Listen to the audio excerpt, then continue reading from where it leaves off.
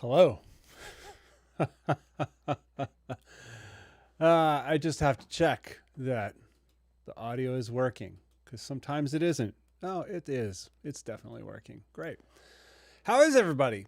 There's a lot of action here in the comments. It's great to see everybody. Going to say a few hellos before we get going. Gear Stuff and Things, Beard Guy, Lucas, Electric Meat Puppet, Brutally Eat That Salmon into Oblivion. He's replying to Beard Guy's like epic doom brutalness of eating salmon and rice in the most brutal way. Zer, how are you? Yeah, Zer got the Hagstrom a few years back and he's pretty stoked on it. Just got a Chapman. The Hagstrom is definitely the winner there, but I think you'll like the Chapman. It's a solid guitar. Very solid guitar. Sumi, hello. Ike, hello. Who else we got here? Reed, hope you're well. Rough Riffs. Max, good to see you. Anthony Nieto, how are you? Igor, Yiggity Yo, and B-Noise 3. What it do is it is going off here in Bunland. Seems like the camera is doing some of that whatchamacallit, autofocusing thing again, which is weird because it doesn't have autofocus. I don't know what's going on. Camera default. There we go. How's that? Still doing it. What if we go with a Bunn flat profile?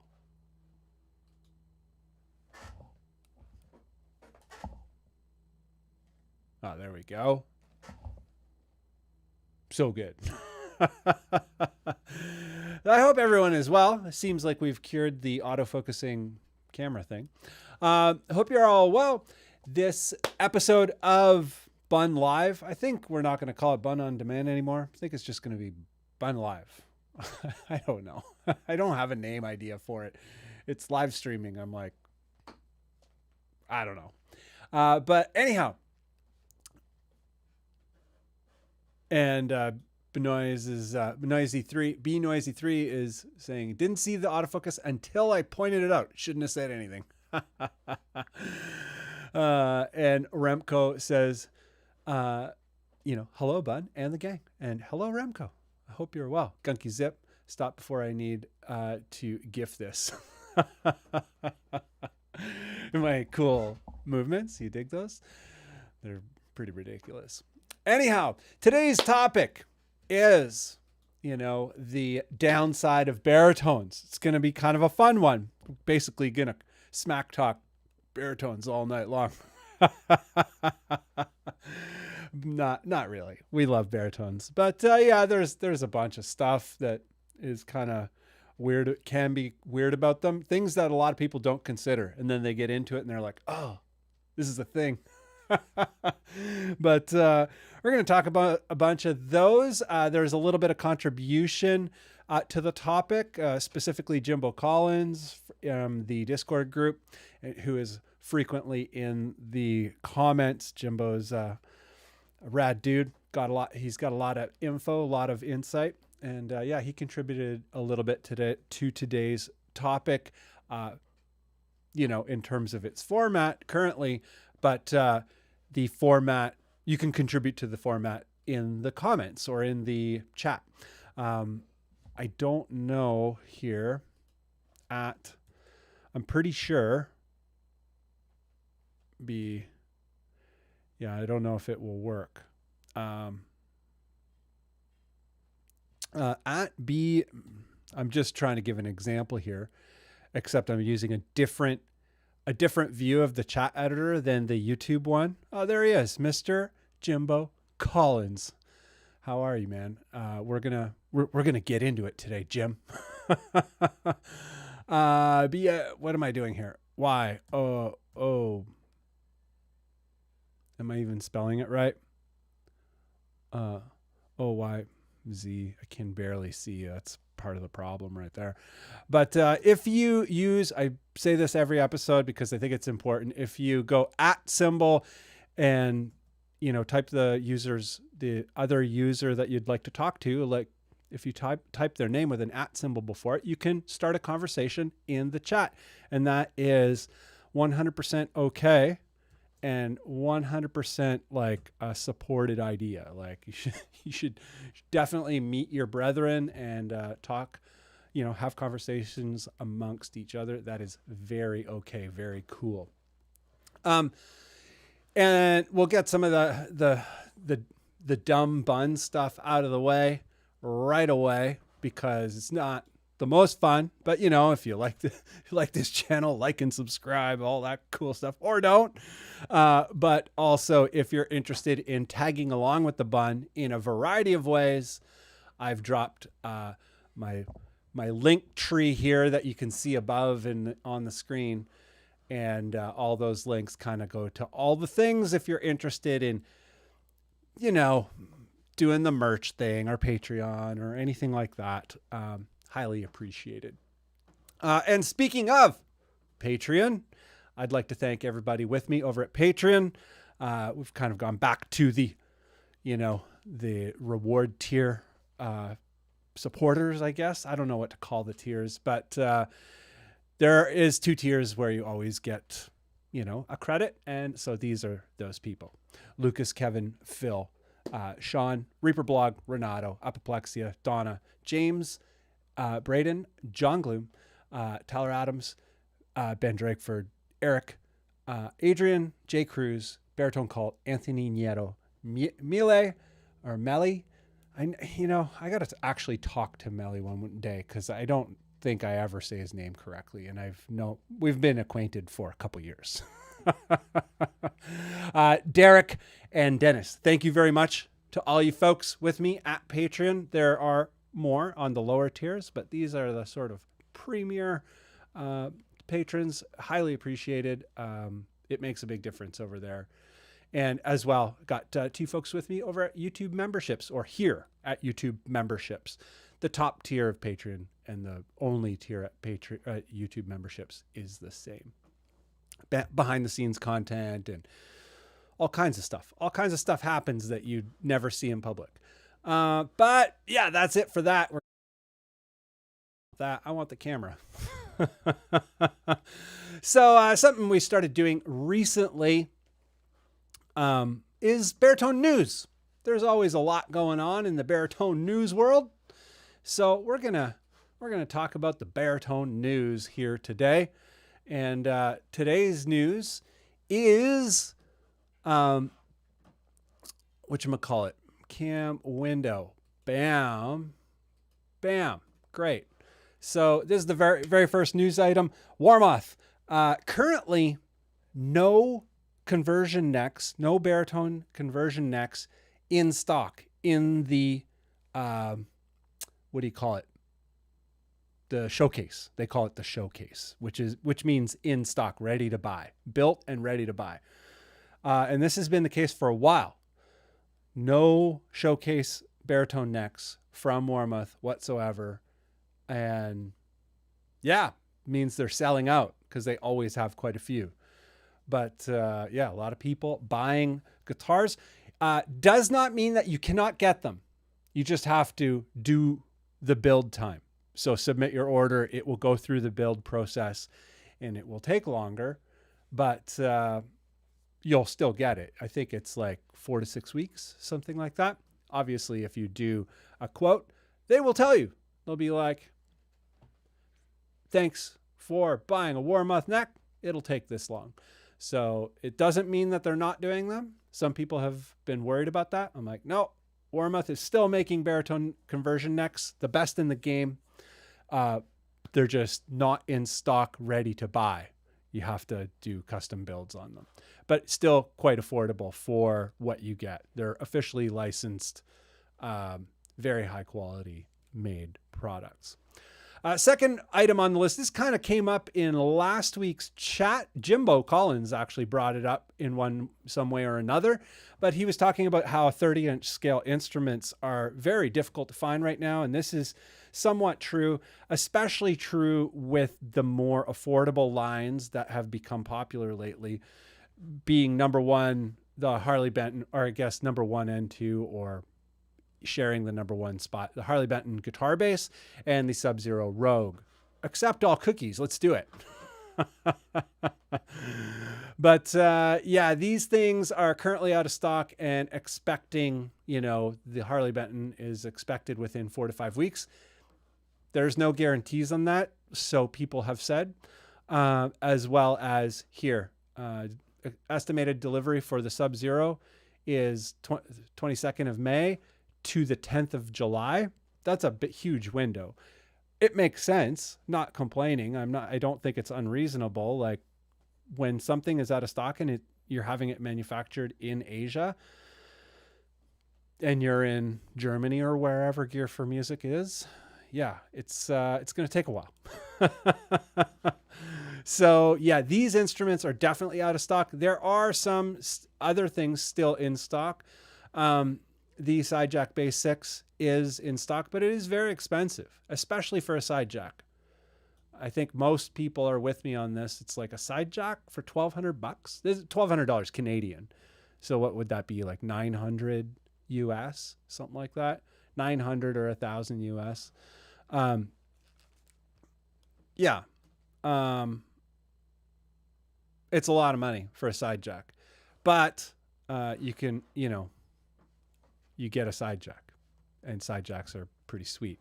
It does have those big bass keys though. The tuning keys, not a good scene.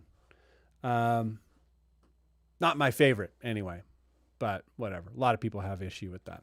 But yeah, get on the bright side of the 30s. Stuff is going to be coming into stock, but I got this notification from my local retailer. Long and McQuaid is the big Canadian retailer. They're very similar to the Tomans and the Andertons and the Guitar Centers, except they're amazing. But Long and McQuaid here in Canada is expecting stock within, what does it say? May 10th. So, and their calculations for stock arriving is usually pretty good. It, there's no guarantees there, but yeah. So that is, everyone thought this was discontinued, myself included. It is not discontinued yet. It's just out of stock. So that's great. And a lot of people are like, Bunn, you know what? I hate that tremolo. I'm like, I'm with you. I think the tremolo stinks like poo balls. Well, our buddy Derek Simonet over at Baritone Obsessed, he's a member of Baritone Obsessed. He's got a bridge plate for you to lock it down. And they look pretty slick. I'm not sure what's going on with the multi placement, like the staggered, the two-step kind of thing. I'm not sure what that's about. It's cool. I'm going to ask him about it. But he came up, he responded with other information today. If you're not a member of the Baritone Obsessed Facebook group, it is a private group that you have to answer some questions to get in. It's pretty easy. Just answer the questions and you get in. baritoneobsessed.com gets you there. It is run by a bunch of people around the world. It is not my group. I am maybe a big part of it, but there are a bunch of people that run this group and they all do an amazing job. And they're all amazing people. And yeah. So if you're having issues, lately there's been people who are having issue with things and they keep messaging me personally. I'm like, I'm just one guy. It's a whole team of people. There's like 20 people, or I don't know. There's a lot of people that run this group, own and run this group. So please don't message me about your problems with the group because I don't have answers. But if you want to join it and talk to our buddy Derek here and be like, Derek, I want to get this Squire Classic vibe. but I hate that tremolo. And he's like, I got you covered. Let's lock that bridge down. I'm like, sweet. He also responded to another message today where he's going to start doing pick guards. He's toying with the idea of doing pick guards.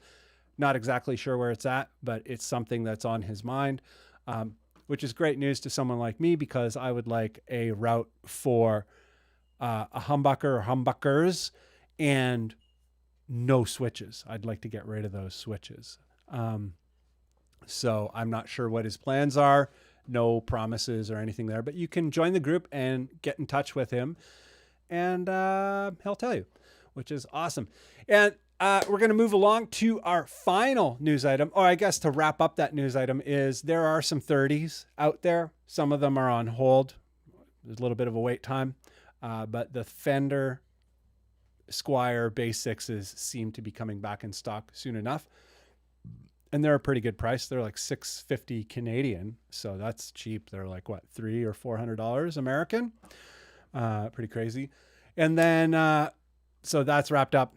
30s. There's some 30s, 30-inch options coming at you. And the last thing is Music Man, the Music Man Silhouette Bass. It is called the Silhouette Bass, but it is a sort of bass 6 guitar, baritone guitar. It is 29 and 0.65 inches in scale. Maybe it just says here. Yeah, it's 29 and 5/8. I'm sure. I've looked at it 2 million times. Yeah, 29 and 5/8. So this thing still available, almost 30 inches in scale, quite expensive, but also very, very, very nice instrument. I've played a couple of them. It's been hard to buy one though, because it's quite a bit of money. Here in Canada, it's over $2,000. But this is the thing, the news item, color discontinued. New colors coming soon. And for me, I'm like, oh, great. You take the best color, the color that I can gig with, a black guitar. You can always gig with a black guitar. Do you want to gig with a red Strat? I guess you can if you want, if you're crazy. But yeah, people think it's just my thing that I like black guitars. I don't even like black guitars. They're just very purposeful, very minimalist and purposeful and fashionable forever. Not in love with black, not at all. But, Fiesta Red, not very useful to me. Not very useful to a lot of people. It's not just me. It's like, this is the most popular thing. The guitars that sell the most are usually black guitars. That has been the trend for years and years and years. So taking a chance on crazy colors, you really got to have an audience for that. But yeah, anyway, black. I'm ranting now because I want one of these and I want a black one, but I'll no longer be able to get a new black one. I'll have to find one used, which is a pain in the doodle. But anyway, that is the news. Don't know if any of that is of, great interest to you or not. Whoa. Oh, wow. It appears that I can do some cool stuff with the comments here. Anyway, Rogue. So people are saying I've only tried the custom shop, 27.5. Not sure where you guys are at with that, but I think it's about the Rogue. Noah is talking about the Rogue looks cool, not November cool though.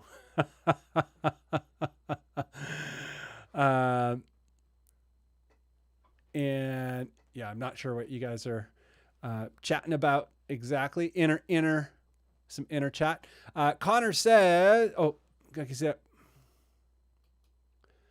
Gunky Zip says Long McQuaid may be like Sweetwater in the US, though Sweetwater is internet only. Yeah, it's similar. They're a huge national retailer, and they have a major internet presence as well. And they're just like an amazing company. Long McQuaid is unlike anything else I've ever known. in terms of they make it a priority to get instruments into the hands of potential musicians, people interested in playing music. They have an amazing policy to get instruments into people's hands. And yeah, changed my life, that company. It's crazy. I can't say enough good things about them. And also, like, the people that work there, at least at the locations that I've ever visited, have been incredible people. Maybe they like the fact that my account is worth like $100,000. So that probably helps. So Connor says, at the Bunn, no switches, you say. Single pickup, I assume? No, if I go with 2 pickups, I will go with 2 volumes. So he's talking about, I was talking about the bass 6 and getting rid of the switches, getting rid of a lot of stuff on the Fender Squier bass 6. I would just have 2 volume pots, one for the neck, one for the bridge. And yeah, I don't really do fast switches on the fly. I did have a band where I did that, where there was a lot of guitar switching throughout sets. And that's cool. It's good to have switches there, but like a 3-way switch is usually your best bet if you're going to be doing that kind of stuff, like switches, like dip. What are those called? They're 3-way, like dip switches or whatever on the bass 6. Not a fan. It's got a vintage look and feel to it. I understand why they keep doing it. You know, it was just like a thing that they did. And Connor also says double cuts give different string break angles, or maybe for if your strings just short to use the far one, the closer one on the bridge will do. Oh, right. The double cuts on the bridge plates, the custom bridge plates. Yeah. I'm not too sure what the philosophy that's driving it is. It looks cool, or it could look cool. Not sure. Pretty sure Stephen Barton from Gear Stuff and Things has one of those plates. Maybe not, but anyway. So, last few comments, and then we're going to get into the first bit of the topic. And Tyler Adams, if only they made baritone guitars in real tree or mossy oak camo. Yeah, I'm pretty sure you could get a skin or get it painted like that way. And I wonder what like the option for skins are for guitars. That's something we see a lot in tech, and I see like crazy skins for like cameras. People use like skins, and cameras are a lot of weird shapes. So I don't see why you wouldn't be able to get a skin for a guitar. Maybe that's a thing. And Oscar says, how can you change color of a guitar? How easily can you change it? It's pretty easy if you're not picky. Like for me, I don't care about that stuff that much. Like I don't care that a guitar looks pristine. It's actually, I don't like intentionally reliced guitars, but you know, I don't care if the guitar looks pristine. And for me personally, if someone gifted me a guitar that was an amazing guitar, but it was Fiesta red, I would just rough it up and spray paint it, and wouldn't even care for a second if the job was terrible, as long as it's black. So, cause black is easy, but yeah, if you're not too picky, you can change the color very easily. Lots of comments. Holy jumping. Zur is saying he loves having just 2 volume knobs. Good to mix the pickups to your liking. Yeah, there's a couple cool options that come from having 2 volume pots for each pick, like a volume for each pickup. I have that on a few guitars. And then I have a lot of guitars where it's just, you know, pickup and volume, and like everything's disabled. The switches, I cut the switch out, I cut the neck pickup out. Got a lot of that too. Keep it simple, right? Oh, look at this. Last little one before we get to the topics. My buddy Miles. Miles, I'm a trader today. I've left the Death Squad. As you may know, as you may have heard, our pal Fluff has been biting on our Death Crew styles, our Liquid Death styles. I'm gonna have to have a talk with that Fluff. But I'm representing Bubbly today. Bubbly is, this is same idea, sparkling water, bubbly, bubbly muré au français, au pétillant, blackberry bubbly. Whoa, exotic stuff. It's wild. Thank you very much, Miles. It does music. We should jump on a chat there, and the next couple days, missing my buddy Miles. Just talk about the moon and tone and cool stuff.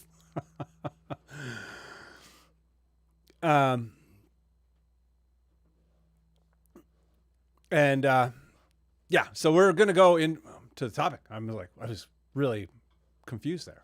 I didn't know what I was doing next. So the very first point is tone, baritone guitars and tone and the mud. The very first thing you get into, you're like, I just got this sick guitar, and it's gonna be the end of the world. It's gonna change the world for me. And then you're like, oh, I wasn't ready for the tone to be a little bit of an issue. It's like the most common thing that I hear. People are like, oh, what do I do? What kind of amp do I need? And I'm like, just start with the guitar first. Number one, highly recommended to start with the, strings and pickups. If it's a brand new guitar from the store, the strings that are on the guitar, are probably decent enough. Just, right off the hop. But if the tone is absolutely terrible, perhaps it needs different pickups. A lot of pickups are not very good. I'm doing a video right now on the PRS Mashak, and the stock pickups in the PRS Mashak are pretty bad. A lot of stock pickups are really bad. And that being said, maybe you can't afford to change the pickups, stock pickups right away. Very reasonable. If you have an overdrive is very helpful. It's always very helpful. And your amp settings, here's the big one, I think. Your amp settings typically for E standard guitar, it's very common for people to dip the mids or scoop the mids heavily. And E standard tones, dip mids usually sound pretty good. It usually works quite well. Whereas with the super low tuning, you kind of need those mids. It makes for a huge problem if you cut a lot of mids out. For me personally, I tend to boost mids a lot, a lot. It depends on the amp. Some amps do it better than others. Dual rectifiers tend to have an incredible mid character in the mid control, and you can usually break the knob off, just mids to 10. Mesa Boogie dual rectifiers, Badlander, anything based on the dual rectifier circuit.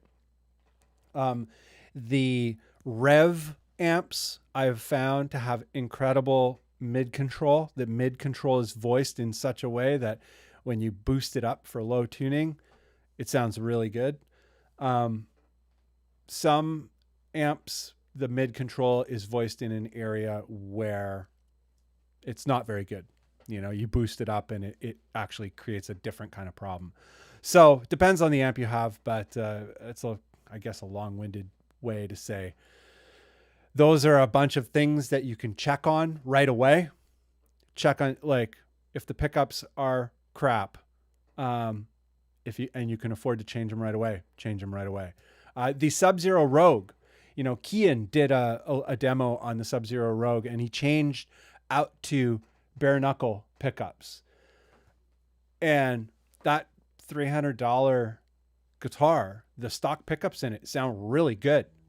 The back-to-back comparison with the bare knuckle pickups, I was blown away. I'm like, man, the stock humbuckers in the Sub-Zero Rogue,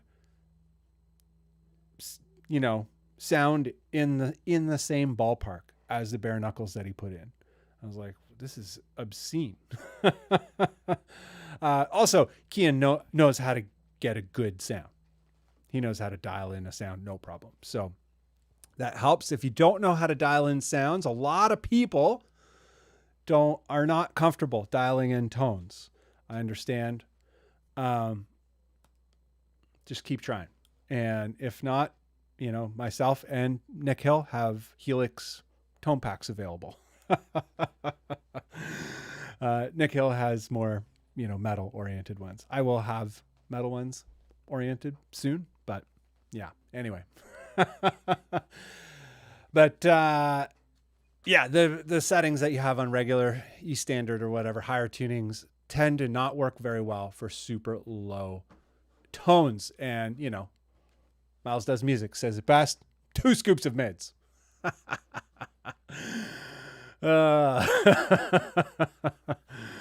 So good. And Oscar is saying, you know, we were just speaking of the Helix. This is unrelated, but it's related now because I've looped it in. I've been using the Helix Native, and recently it's been sounding really bad. All the distorted bass tones sound like white noise played over the top of a bit crushed signal. Have you rebooted it? That does sound like a problem. I have, with various digital modelers in the past, I've run into situations where it suddenly just kind of glitches out, like any computer, because they're computers. In case you didn't realize, no, of course you realize. They are computers, and sometimes they glitch out, and you gotta reboot them. But if it's something that is constant, like every time you turn it on, something's up. You know, it sounds like maybe the firmware needs to be re-downloaded, reinstalled. I would try that first. Reinstall the firmware, and if the problem persists, call line 6 and be like, or your retailer that you purchased the unit from. So, yeah. Anyway. And we were talking about pickups. Zur says, are the stock Chapman baritone pickups okay, or is there a better option? So I did a demo on that guitar, and I was pleasantly surprised with the pickups. They are pickups that I would change, but I feel like you don't need to rush out. They're not like a total bummer. They're pretty good. They're just, there's something to them. I'm like, I need like a little kick, you know? But they're pretty good. They're better than average, you know, better than all the PRS SE pickups. That's for sure. Like by a lot. Better than EMG pickups in all the Ibanez guitars by a lot. So that's something to be said.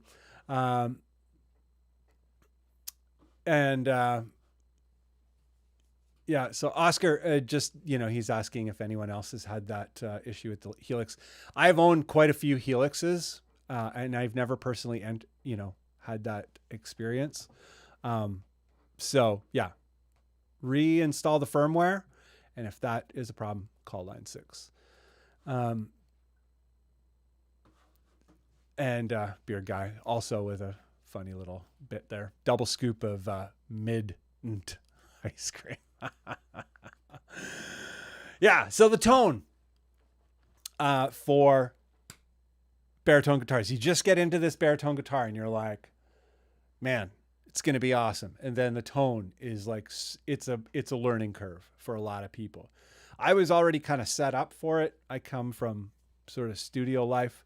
It took me a bit to still really kind of get my bearings about it all. But yeah, mids, an overdrive, you know, something like, you know, the, like there's the Fortin grind and 33, and like Fortin overdrives generally are magical. But a tube screamer, regular tube screamer, can do wonders for a low tone. Some pickups are better than others, but, you know, DiMarzio and Seymour Duncan make a lot of great pickups. Just look for the rating where the mids are of the pickup. They always share the ratings of the pickup. So it doesn't matter if you want hot pickups, a little bit lower output. Medium output is usually better for low tuning, but medium output and bumped mids, bumped highs, lower bass. The bass dipped down on the graph. So those are some things getting into this baritone thing. That muddy tone, when your full stoke goes to a flat pancake, you're like, man, I was so jazzed and I just can't get a tone. Well, so those are some of the things that are going on. I guess, any more comments here? Specific? Okay. So this is actually a good one right here. Bam. So, Gitan, or Gitan, Klibu, I might be saying that wrong, but Gitan says, what do you think about the Gretsch baritone pickups? I like them a lot. I love them. That's one of the few guitars that I've purchased where I love those pickups. They're very different than all of my other pickups, all of my other guitars. And I love them for a different reason. But yeah, I love them. I think those cheap kind of TV Jones knockoffs sound amazing. So yeah, the Gretsch, you don't have to change the pickups in that guitar either if you don't want to. Some people want to because they're looking for something else.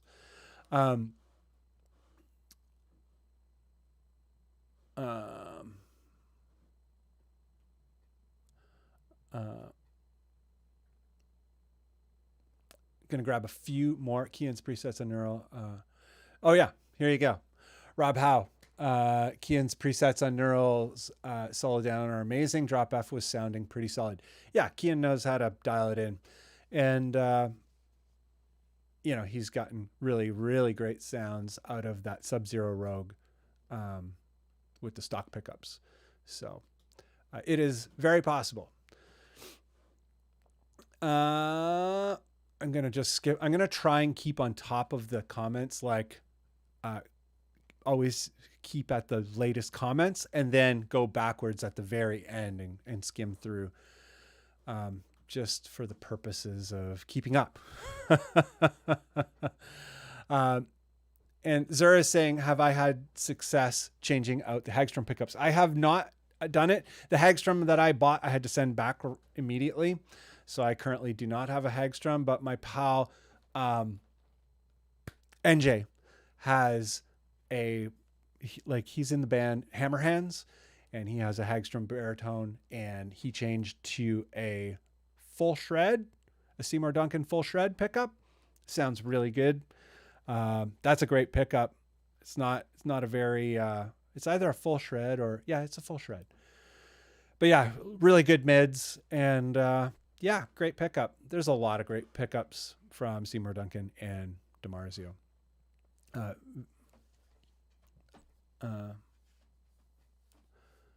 Bam, bam, bam.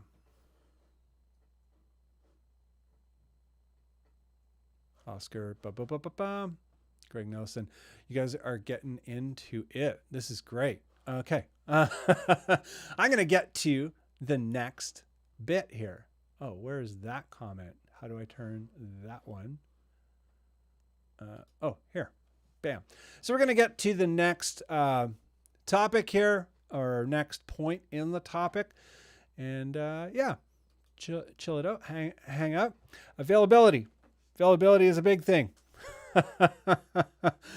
Availability really sucks. And, you know, what's going on with availability? So where you live, number one. So I live in Toronto, the biggest city in all of Canada. Huge advantage for being able to have access to baritones. I can go to Long McQuaid and usually try out a few baritones, and it's great. And there are a lot of other retailers, but Long McQuaid has immense buying power and typically stocks a lot of variety. if you live in the town that I grew up in, the town that I was born in, that is, 6 hours north of here, no chance. No baritones in sight. So availability is geographically a situation. You're usually going to be able to find standard guitars, but in most places. But yeah, baritones, besides online, depending on where you live, online is going to be the case for a lot of people, and buying guitars blindly is not a thing that a lot of people enjoy. I don't like buying guitars online personally. Not saying that you shouldn't. I'm just saying the times that I have, it's always been a problem, and it makes me not want to do it. So availability, number one thing, geographic location in terms of availability with baritones. That is a serious issue, and it sucks. Number two, also with availability, but it's about the strings of the baritone guitars. Something that a lot of people complain about is like, my strings don't reach. You do have to so there are some string manufacturers that fit. Some Ernie Ball sets, regular Ernie Ball sets, fit a lot of baritones. Some D'Addario sets fit a lot of baritones. Stringjoy usually fits a lot of baritones, but sometimes they don't. Here's the thing, like, if you buy a baritone set, it's usually going to be long enough. It's usually going to fit.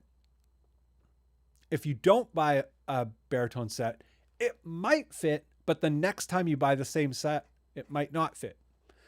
And once again, if you live in a smaller center, you may not be able to just go to the store and buy baritone strings. For the past many years, I've been buying my strings from juststrings.com. Juststrings.com. That was hard to say. But also in recent times, Stringjoy. I've been buying a lot of strings from Stringjoy lately. I really love what they're doing. It's just a good vibe company. And great product. And Stringjoy, you never have to worry about it not fitting. It's always going to fit. But yeah, availability of the actual guitars geographically, availability of things like strings geographically, huge problems. That sucks. I'm noticing some important questions here, important comments here. I am going to get back to them, just so you know, guys. I may miss them. So you also don't feel bad about pinging a somewhat important question twice, later on. If it's not getting the action, you can post it again. That's not spamming. It's totally fine. There's a lot of stuff is happening, and trying my best. But availability, we're going to finish this topic off, and we're going to get to some comments. Or not topic, this point of the topic. Yeah, availability is a huge problem. And then also, because it's a niche product, what we've been seeing through this whole COVID time is, there's a limitation of what is available, because they only make so many of these baritone models. And if there's a little bit of a buying craze, it can sell out right away. And they're like, holy crap, we didn't expect that to sell out at all, ever, let alone as quickly as it did. We don't have manufacturing queued up, because it's all done in some Samick factory or some, quart factory in Asia somewhere. And they're already building guitars for Dean or Ibanez or whoever. They're building guitars for someone else. They're not going to be ready to build guitars for us that we just sold out on for another, another month, another 3 months. It's like, these are difficult things to coordinate, especially when you're outsourcing. If you're building things, if you have the control over the manufacturing, you may have more control there, but it might be more expensive. So yeah, availability, according to the trend, that seems to be a problem currently, and it sucks. And then also just like trying. You can't, if you live in that small town that I grew up in, you can't really try stuff. Thankfully, there are some pretty good policies with a lot of online retailers in terms of if you don't like it, you can send it back and all this kind of stuff. It is a hassle, much more of a hassle than just bringing it back to the store that is a couple blocks away, or, even one town over. But yeah, that's a tough one. And then the last point on availability is availability within a product type. A lot of manufacturers, if not all manufacturers, they have one Baritone model at one scale length. And there are no Baritone exclusive manufacturers. I would love to start one, but I don't have 150 grand or 500 grand sitting around to do that. But if somebody wants to bankroll that, I'm keen to do it. But yeah, in terms of, I like the Ibanez RG, for instance, a great example. The RGIB 6 and 21, really popular guitars, really cool guitars. But yeah, they only have that one option, 28 inches in scale and stock with EMGs. I would like a passive one, and I would like it to be, 28 and 5/8 or 30 inches in scale. I don't know, longer. Some people would like shorter ones. They're like, why can't I get a 27-inch one? So yeah, availability within a product category or a product type, it really sucks. And also finishes, most people want basic finishes because they want a guitar forever. But there are enough people who want crazy finishes. Well, usually you get one choice of finish. With the Gretsch, there's like 5 options right now. I wish the fixed bridge ones came in the other 2 options of the trem ones. They're just like straight black, piano black, and that silver white. Oh, those are amazing finishes, and not available in the fixed bridge. So there's an example right there. Availability, huge problem, because baritones are just this tiny slice of everybody else's total product portfolio. So yeah. Availability sucks. But whatever. Gonna grab this one from Aiden. How are you, Aiden? This is the first time I see you in the stream today. I hope all is well. The Bunn, do you experience noise issues with the Alumitone in your tele build? I had a Deathbucker that had great tone, but almost single coil levels of noise, and didn't know if that was common. No, it should be the opposite. One of the things about the Alumitones is their unbelievably silent operation. Very, very low noise. So what's going on there is there's something wrong with the ground, like your circuit going to ground. Somewhere it's cold. Something's up. So I would rewire it if that's the issue, or perhaps maybe something's faulty with the actual pickup. But Alumitones by nature should be very, very quiet in terms of noise, much more quiet than an average humbucker. Typically, that's something that they promote as a company, and it is true. It's been my experience. So, and Igor says, yeah, I hate the availability of baritones where I live. They are so rare. Yeah, I'm sure. I think are you in Russia, Igor? I'm not sure which Igor is where. And there's a couple Igors in the chat. But yeah, it's the case here as well. I just so happen to live in a really big city, but if you live in almost any other city but this one in this country, it's not as good. Maybe Montreal is really good. Like availability is good there. Montreal and Toronto, very good. But everywhere else sucks. It's terrible.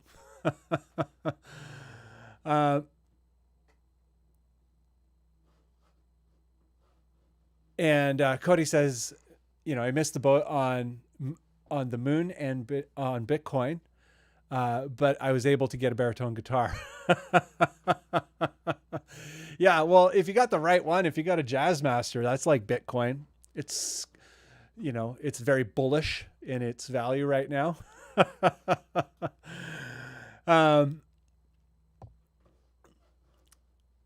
So Jimbo Collins is saying longest strings he's bought have been from Stringjoy. Yeah, that's been my experience as well. They seem to, in terms of just even their regular strings, they just make everything really long so that anybody can use their strings for whatever reason they want.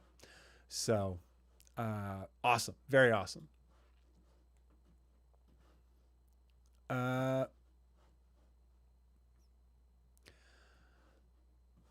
Anthony, I play 7 because I like drop A and standard tuning. Yeah.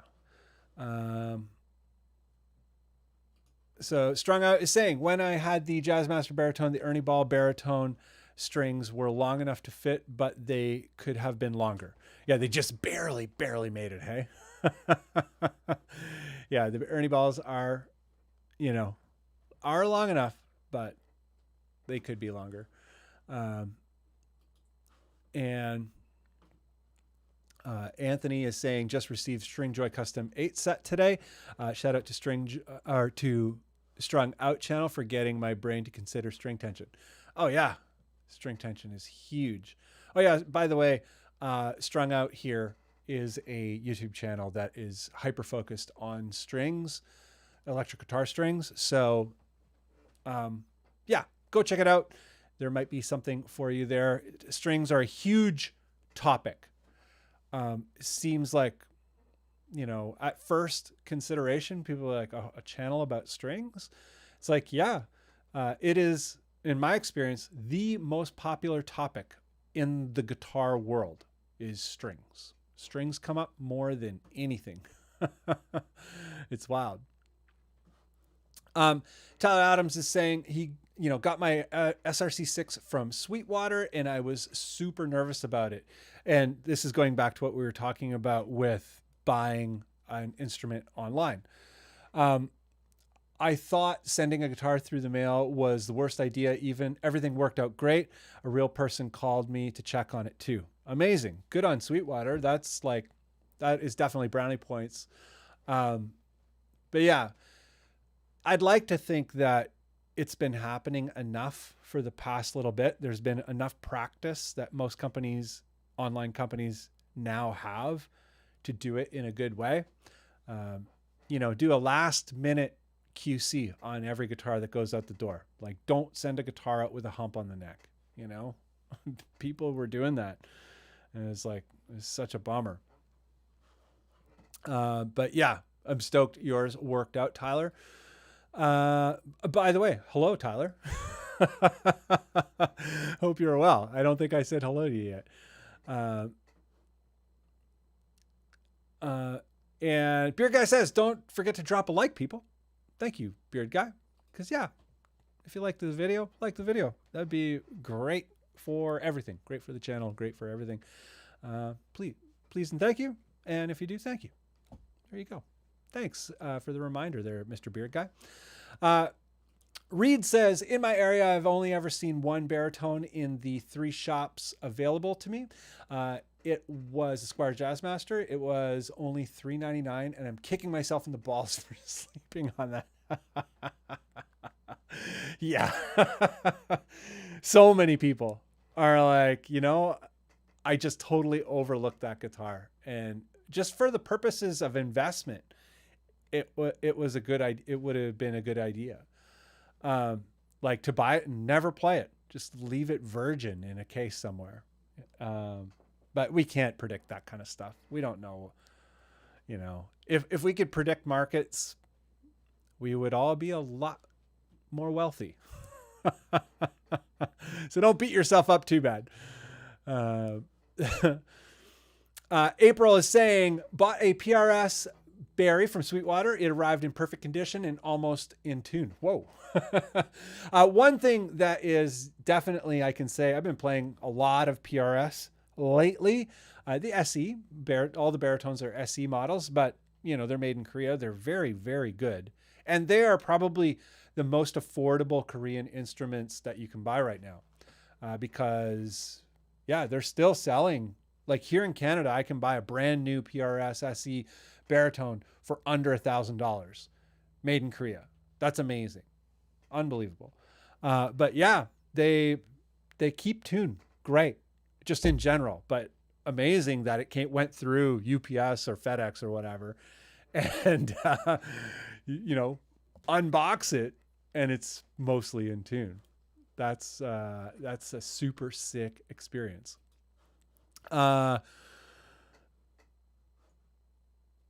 Whatchamacallit?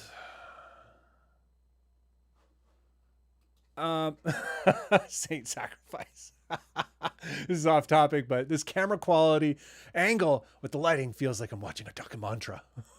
I always call documentaries documantras. It's just a thing. But my documentary styles here in Bunnland, and the grass was very long as we crawled through the fields to Bunnlandia. The story of the documantra.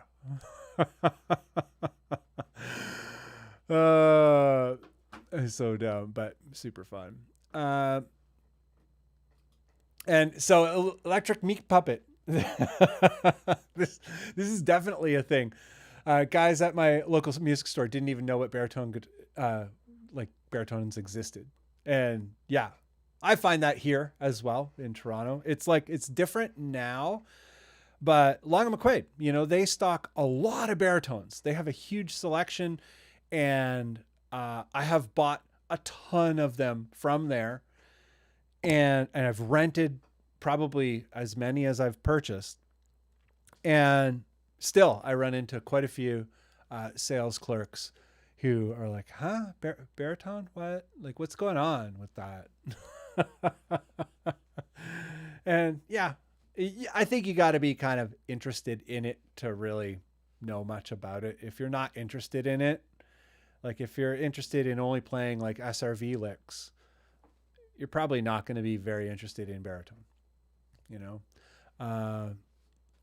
and that's the beautiful thing about this world, is everybody's different. Not very helpful though, as a customer going to a guitar store. You're like, I'm in your store. I'm ready to spend money. You don't have these baritone guitars? You can't even help me with these baritone guitars? That's a situation. Definitely a situation going on there. Electric Meat Puppet. And 13 Flaws says, time to find a new music store. Yes.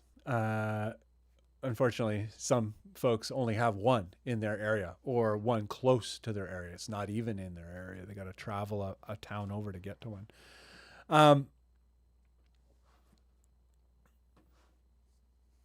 And, Miles, he kind of works in the music, like he's a musician, but he also works sort of on the fulfillment side of things. He's more of a teacher or whatever, but he works with, I think, stores or whatever.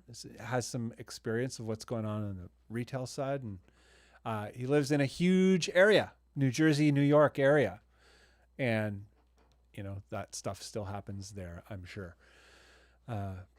But if Miles was helping you, you can bet you'd get A1 service and perfect info, because he has a Schecter C1 or C6 rather. If you're interested in that guitar, a lot of people are like always asking about that guitar. The C6, Miles has one. Ask Miles about the Schecter C6. It's a sick guitar, 30 inches in scale. They're still showing up for decent price.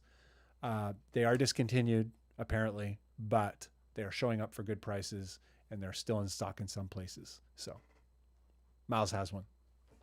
We're going to get to our last little bit here. It's 10 o'clock. Our very last point to kill all points. And it is point 3, and it is bandmates. And yeah, good luck. I'm not trying to, throw salt into your wounds or anything like that. But yeah, trying to put a band together of baritone players, pretty rough. I have been incredibly lucky. I also live in the biggest city in all of Canada. That is helpful. But even though that's the case, there are very few people that I know in the music scenes here. I know a lot of people in the local Toronto music scenes. And might be a little different now, but for the longest time, very, very, very few baritone players. And kind of like what Gunky, or who is it? Electric Meat Puppet was saying, but on a band level. Guys at my local music store didn't even know baritone guitars existed. Well, tons of players here didn't, just had no idea what baritones are and what the advantages of it were or anything like that. So if you want to put a band together, everything is going to be in, I don't know, low E1 standard. It might be difficult putting that together. There's an interesting thing. If certain tunings, if you go low enough, it sort of gets easier, especially in the bass realm. So if you go bass 6 tuning, low E standard, and a little bit lower, low E standard, low D, low C, you're probably there's no point in going an octave down with the bass. Some people try, but it's like, I have never heard that sound any good. Maybe one day somebody will figure it out and it will sound amazing, but it usually sounds unbelievably terrible. So it's in the same octave. So you solve one problem by going super low, which is the bass player. The bass player is now going to be in the same octave as the guitar players. So that's one step to more easily putting a band together. And if you're a trio, let's say, drums, bass, guitar, no problem. Way easier. So there are kind of different ways to approach it. It's really tough in like G and F, I find, if you want to go an octave down with the bass.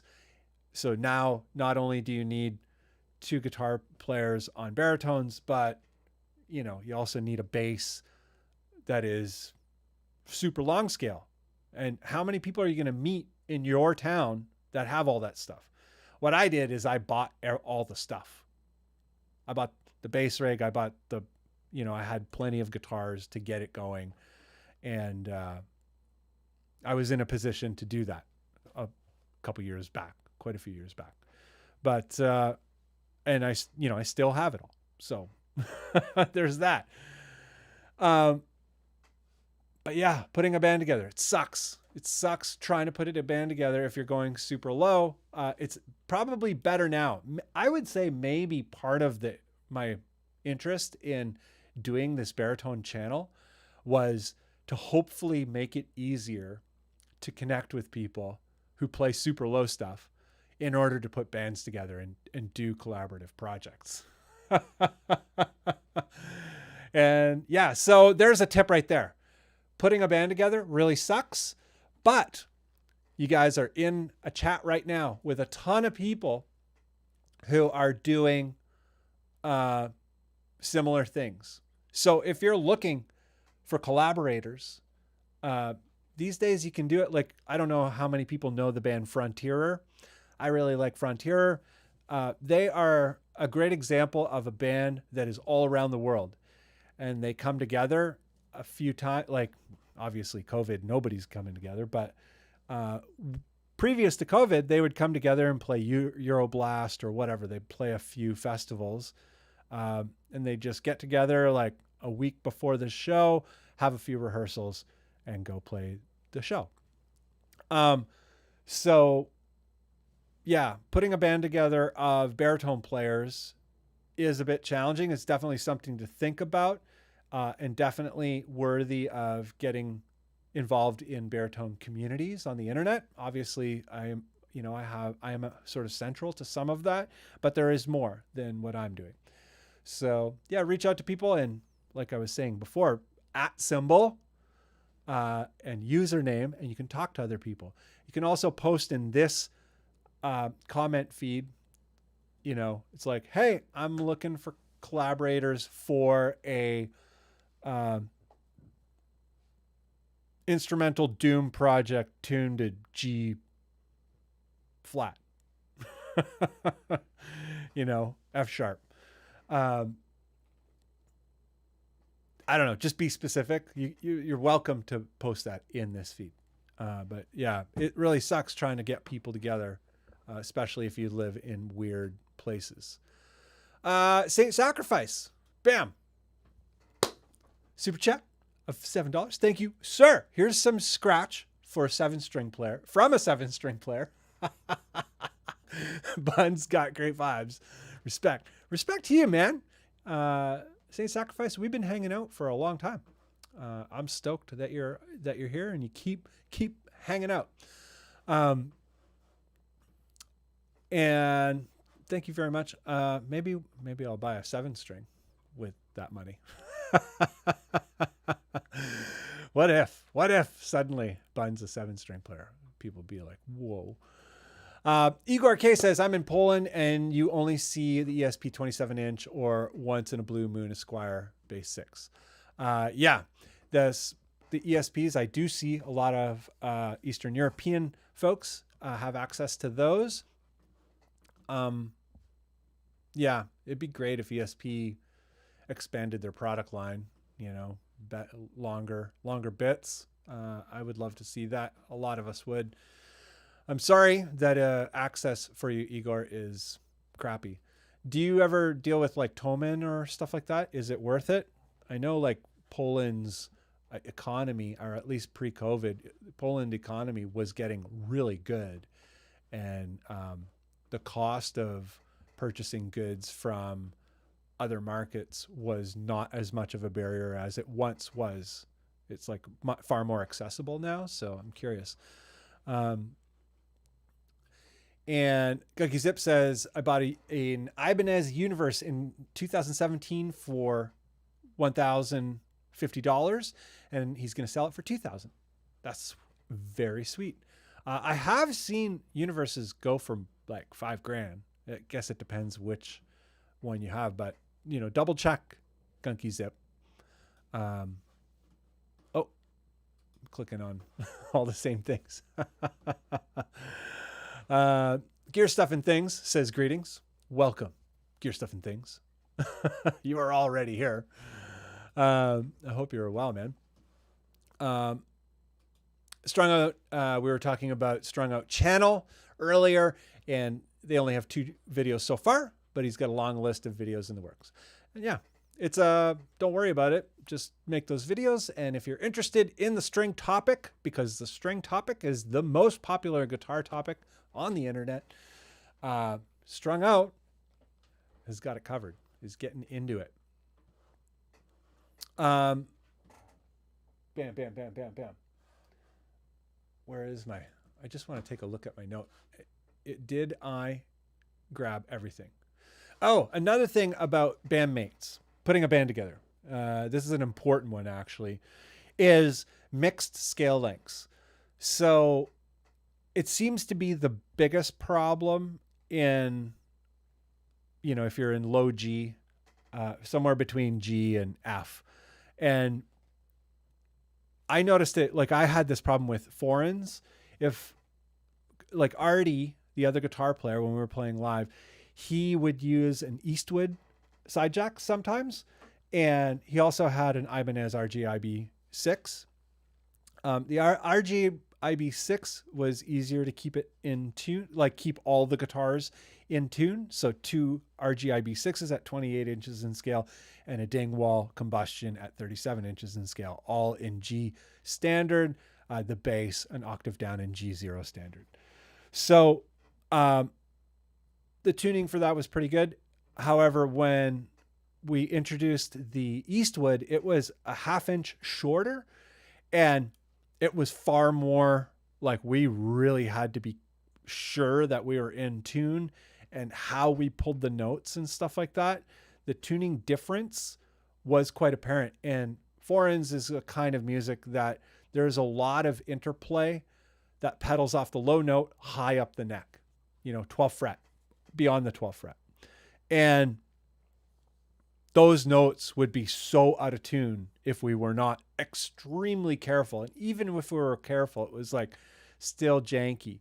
So match scales is a thing that's recommended in that zone if you play that way. If you're just doing Max Brutal stuff, first fret, first 3 frets, nothing matters. Like how I'm so hopeless with that. Nothing matters at all. But yeah, if you're doing stuff where there's a lot of playing and you're pedaling off of that low string a lot, wide interval stuff, high up the neck, matching the scales is going to be the most, or rather least tuning problems.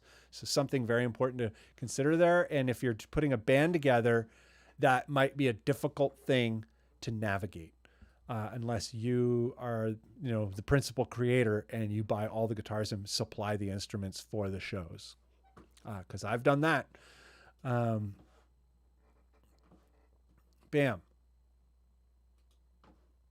And longer scale. And, oh yeah, the other thing with putting a band together, this is more of a solution side thing, is the best way to navigate it, especially with guitars, well, actually with everything, is if there's any kind of uncertainty or you're just like, I want it to be stupid proof, just like it's just going to work. Everything's going to work. Just buy long scale stuff. If you can buy 30-inch scale guitars, buy 30-inch scale guitars. If you can buy super long scale bass, buy a super long scale bass. If you're matching an octave down. If you're as low as E1 standard or lower with the guitars, like bass 6 tuning, I don't recommend even bothering with the bass and octave down. Experiment with it all you want. Do it. Like, definitely experiment with it. Try it. I highly recommend trying everything, but it's probably never going to work out. But yeah, longer scale instruments. If you're doing a band thing and you're like, we just want it to work, just go for long scale. And it's probably everything's going to be better always. Mr. Sean Heath, we're about to get to the comments here. How are you? Good morning. Stupid bodily functions like sleep. Yeah, you were sleeping. 'Cause it's Germany and it's like, there's stuff going on like nighttime. There's some nighttime going on over in that Germany. It just completed the nighttime cycle. How's the weather? It's super warm here. And similar, I think it's similar climate zone in Germany and Canada, or at least this part of Canada. But yeah, we're going to get on to just the comments. And before we get into that, I want to bring a few things to the topic here. Oh,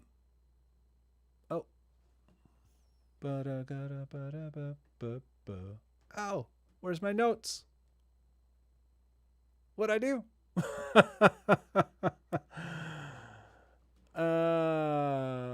Okay, well, I'm going to do something else. Just get with it. Apologies. I seem to have closed something and I don't want to spend time looking for it. But anyhow, we're just going to hang out in the comments. Yeah, if you like this video, like this video. If you're not subscribed already, please subscribe. All that kind of stuff. If you don't want to subscribe, don't subscribe. Yeah, have fun though. I hope you're having fun. So comments, we're probably going to go back. I'm going to go all the way to the bottom. Oh, Tyler Adams and development of a void. Wait a minute. I almost blew past those. Development of void. Happy late Easter, Mr. Bunny. Yeah, the bunny. I was laying eggs, hippity hop down that bunny trail. Hippity hoppity trip. Thank you for development of a void. Very, it's a very Christian number. Your super chat. I like it. Tyler Adams, super chat. Thank you, Mr. Tyler Adams. Great hangout. Oh, dude, these hangouts, they're like the highlight of my week. So good. Like,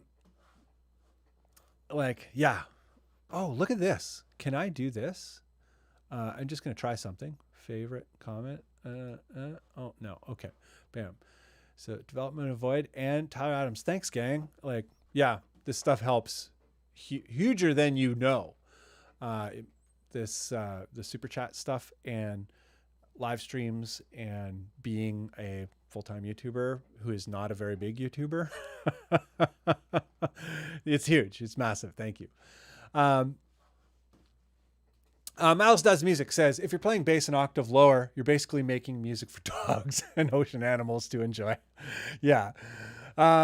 It's, you know, and people have said that kind of stuff to me about just the regular baritone stuff I do in G, when I was first getting into that. And the difference, I think with what we're talking about here, bass an octave down, like what would that be? E, I guess it's E0. But yeah, that's just, I don't know. Like it's so low. I'm not going to totally write it off because I don't have the money to buy a bass to do it properly. So one day when I get a bass that is long enough scale to accommodate E0 and actually experiment with it in a recording type of way, then I'll have a hard opinion on it.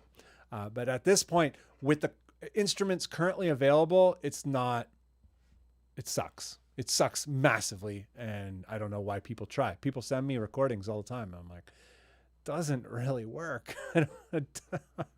Please don't send me these recordings.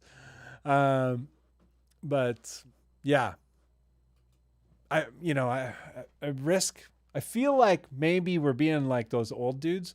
Oh, you can't do that with these whippersnapper low tunes. I hope we're not being that, Miles. But yeah. And Zur says, agreed, I'm cool. We are still a weird breed of musicians that love baritones. Talking about, yeah, baritoners are a little bit more rare. It's harder to put a band of us together. However, we can start bands internationally or interprovincially or interstately. Are those words? Interstately? I guess.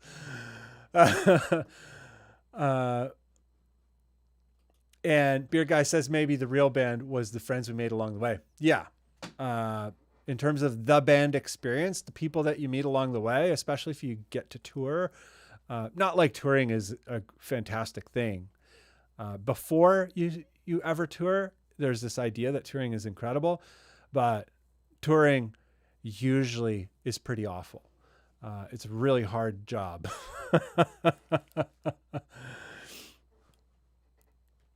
And Jimbo Collins is saying, yep, Chad is here in St. Louis. I'm not sure which Chad, Jimbo. I'm going back here. Baka.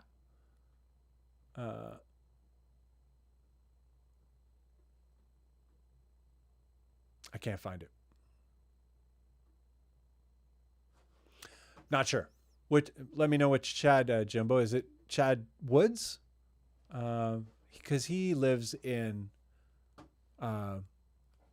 Chicago, as far as I know, but maybe he moved, or I don't know. That's the only Chad I know who's a baritone guy. And Igor is saying, anyone in Gdańsk, Poland, who wants to jam in G standard, let Igor know. Is there any baritoners out there to get it going? I have definitely talked to other people from Poland, Igor, so you're not alone. That's for sure. I just don't know what area of Poland exactly. So, and just for the record, my last name is Sokolowski. Officially. Bunn is a nickname that I've had all my life. But yeah, Sokolowski, I have a Polish last name. I don't speak Polish, though.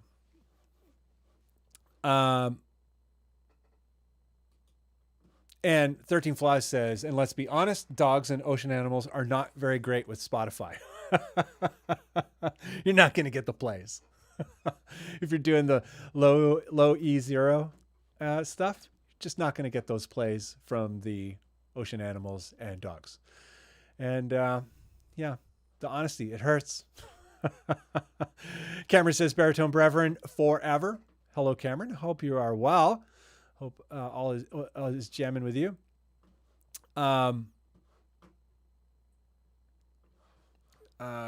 Inter chats. That's amazing. Guggy Zip says, Bunn, can you give a short recap of the downside of baritone in case people want to fight over some small things? Yeah. Fighting is cool. I don't know if okay, I have this part. Good. So little recap here, just for those of you who are coming in a bit late. The downside of baritone, you know, we can even do this, you know, point one was the tone. And we talked about dealing with the mud. Typically your settings coming from higher tunings of your amp settings and the rest of it aren't going to be working very well. Mids are your friend with the low mud tones. They will clear up the mud. A lot of mids. Certain mids are better than other mids. That's a different topic, though. Overdrive pedals, very popular. And there's a certain way to use an overdrive pedal to, you know, help with the clarity of the super low tuning. And pickups. You know, there are a lot of pickups that come stock in guitars that are just not great. Really hard to work with and really add to the problems of the baritone. So that's point one. Point two was availability. Availability sucks. And we went over the geography of availability. Depending on where you live, what is available for baritone guitars? Has your local shop, even if you have a local shop, has anyone even heard of a baritone guitar? You know, this is a problem we run into all the time. And buying online, if you live in a smaller area, far from a retailer that carries such things, you got to buy blind. And then strings are also another thing. Can't buy baritone strings locally. Just go to your local music store. If you live in a small market, can't get them. And things like, you know, Stringjoy and Stringjoy, juststrings.com, New Tone, and Callium. Those things are guaranteed to work. And then the final thing was bandmates. Trying to put a band together, being a baritone band. You know, finding other people locally with a baritone is tough, even here in Toronto. And then bass players, if you're doing a low G1 thing and you want the bass down to low G0 and you want things to be good, there are a lot of people who do it really shitty and don't care. But if you want to do it really good and you want everything to be in tune and sound crisp and like awesome, bass players and whatnot, finding the right people can be tough. And then mixed scale lengths, you know, if you're putting a band together, if people have different scale lengths and you're in that category of tuning that is like, you know, low A flat to, you know, F sharp, F, something like that. That area is weird. And if the scale lengths are mixed across the instruments, it may present another level of problems, especially between the guitars. And then a great remedy if you're going to do a baritone thing and put a band together is if everyone just gets the longest possible baritones, 30-inch scale baritones, even if you're tuning higher, let's say G or whatever, everything is going to work better. So that is the recap on all of today's topic. That's a great idea, by the way, Gunky Zip. At the end of every at the end of the points of every episode, just do a recap, because yeah, last episode I put an index in, so I'm going to do that for all of them. I just haven't really had time. I've been trying to do it in the mornings, but I'm not completing them. However, tomorrow morning I'll probably have an index ready for this one. So if you look in the comments, there'll be an index where you can just click through to the parts. But yeah, recap is a good idea. Thank you for the reminder. And oh my Lord, Anthony Nieto, cheers to Friday night. Baritone hangs. Thank you, sir. Yeah, cheers to that. I got my bubbly. Black or bubbly murray. Dark bubbly. Well, I guess murray is not really dark au français. Any other francophoners out there? Any other French speakers out there? But yeah, I got my blackberry bubbly sparkling water, giving the shaft to the old Liquid Death because Fluff decided to invade, take over the Liquid Death spot this past week. I'm like, I don't want to compete with Fluff. Gonna have to talk to that Fluff freaking guy.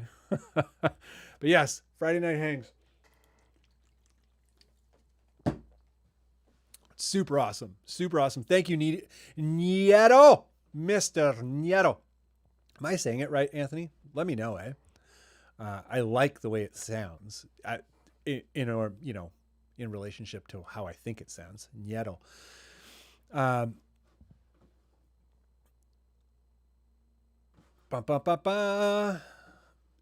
13 flaws.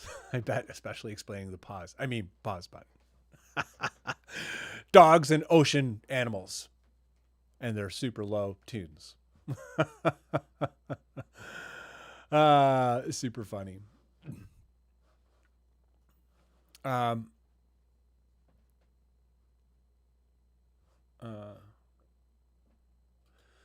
So Igor K says, there are lots of online shops here in Poland that buy stuff from Toman, usually B stock, and sell it here. So I hope I'll get my hands on that sweet Harley Benton 30-inch. Oh yeah, sick. I can feel the vibes. I'm thinking in that direction for you. You know, some people say that thoughts are things. Hopefully that's true. Sean Heath, how are you? Amazing. Thank you very much for the €5. I like that euro symbol. It's well designed. Pair character lifting some weights, saying keep it up. Oh, right. Because I'm using this software that interprets the YouTube thing. Oh yeah, I want to go to something here.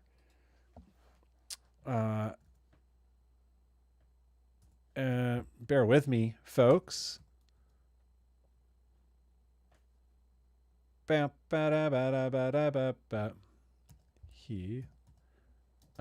YouTube. Bam. Here we go. Whoa, whoa, whoa. Oh, wrong. I'm going to go here. Myth about string tension. That one shows up. Bam. And here. And cool. So, a couple things. I want a good reminder here.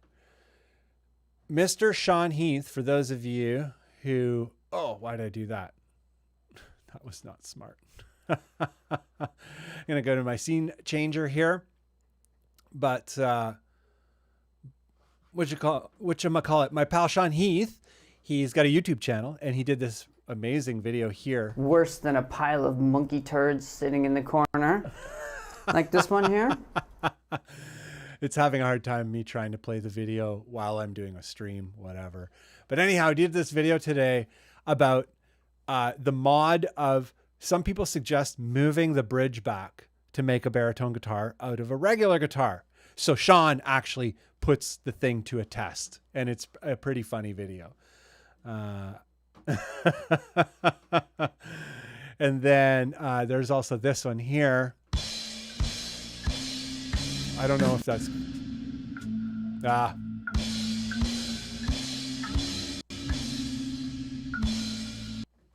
So this one is fun. This is also Sean Heath.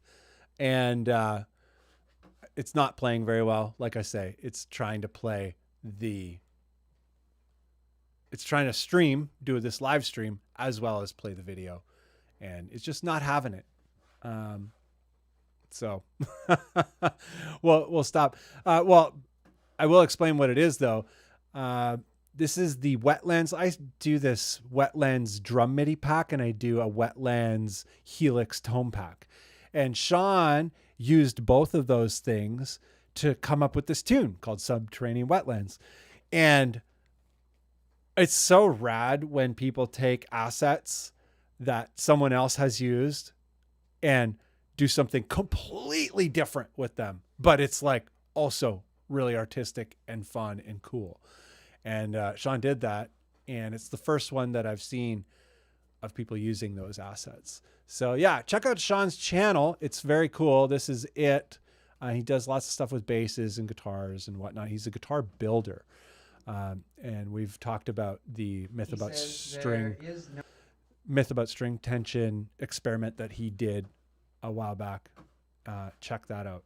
I can't recommend the channel enough. Smart guy. Anyway, thank you, Sean. And it's a reminder for me to remind the folks of what's going on. Hope you're well and enjoying that coffee. Bam. Oh, look at that. Remco, subscribe to Strung Out Strings. Looking forward to the upcoming videos. Sweet. Everybody's like hooking everybody up, and that's so sick. You know, what else we got here? Want to play real low so apoplexia. Want to play real low? Plug a 5-string bass into the Fort Nameless. Yeah, we were talking about that. How are you, by the way? Apoplexia? I hope all is well. But yeah, we were talking about this, I think, maybe a week ago or the week prior to that. But yeah, if you want to use bass to go super low, my pal Synth Chris, he did that for a track as well. And it's cool. You know, some people want to keep that kind of guitar sound, but if you're like, it doesn't really matter, I just want to make music with whatever I have, use whatever you have. And you can totally get a wicked sound, you know, with a good modeler and a 5-string bass or even a 4-string bass. So yeah, very good point. Always important to consider. Use what you have, be creative, do cool, fun stuff. And Ike says, Miles does, you know, responding to Miles, some of us can hear lower. Maybe we had another existence as a Merfolk. So for those of you just joining in on this, there, you know, Miles is like, yeah, E0 is for ocean animals and dogs. And it's been an ongoing thread here, which is very fun. But interesting thing here, Ike, I get, it just inspires the thought of it. I used to be a graphic designer, and I worked at this print agency, and the other designer that had a desk right beside me, he was also a musician. We used to geek out on musician stuff and producing music and all. He produced as well. His name is Mike W. And great musician, great dude. But he has like amazing ears. And at the time on the internet, this is quite a few years ago, probably 2010 or 11, something like that. But on the internet, there was this thing going around of like hearing tests. So it had all these tones, and it started with the super low tones, and it went all the way up into, you know, many octaves beyond our average speaking voice. I was playing it back. I had my desktop speakers, and I was playing it back, and I had it quiet. But, you know, super high frequencies, they don't have to be very loud to be like piercing. And I got up to like, I don't know, 12K, and I'm like, there's no tones here, which is means I can't hear beyond 12K. But Mike was like, can you please, like after I played it for the 10th time, he's like, can you please stop? I'm like, oh, wow, you can hear that? He's like, yes, very clearly. So, yeah. Things beyond the realm of hearing, just because I can't hear it. Maybe Ike and his Merfolk DNA can. So that's pretty amazing. Moonboogie says, Barry synth. Yeah, you can use synths as well to go low. You can use any instrument you want. William, I'm seeing what you're doing here. A0 on a 30-inch, or how low would you go? It's for a 9 that will most likely never see gain distortion. A0, if you're... Yeah, I know what you're talking about. I don't know. I'm not going to recommend anything. It's like, it's in that zone. I was trying to think of like various things, but like everything you're going to do with that is going to be a challenge. And the best way to approach it is to just start trying it and then try and figure out what you can do to maximize the results. And, you know, something that I try to be really clear about on this channel is like, there are no wrong ways to do anything. I try to emphasize things that work really well. And I try not to talk about things that don't. That doesn't mean that you shouldn't try things. That doesn't mean that sometimes things that work poorly, maybe sometimes even though they work poorly, maybe they work fine enough for whatever the thing is. I don't know. It's hard to say. There's a lot of moving targets in the space of art and music music technology and all of this sort of stuff. So yeah, I have no recommendations for you other than go for it. But yeah, not something I personally I wouldn't bother with it. But that doesn't mean that people shouldn't bother with it. I hope that makes sense. Like, I hope I'm being clear on that. Yeah, try it out. And if you can make it work to your own personal satisfaction, sweet. But yeah, thank you for the super chat. That is very cool. Very, very cool. And I'm moving down here. I'm classic at getting out of, you know, like way behind in the chat. And I'm going to try and do my best to kind of get there. Apoplexia. I'm seeing this. Thank you very much. You cool boy. All the boys, all the low boys up here in the house. What, did I just take on an accent? All the low boys. And what Connor says, A0, you want a bass scale for A0. Yeah, 35-inch scale does A0 pretty good. You can do it. I have a 34-inch scale, two 34-inch scale basses currently tuned to A zero standard or A standard 0, whatever you want to call it. And they work okay. I prefer 35-inch scale basses or longer for it. Bam. But yeah, for a guitar, I don't know. I don't know what to say.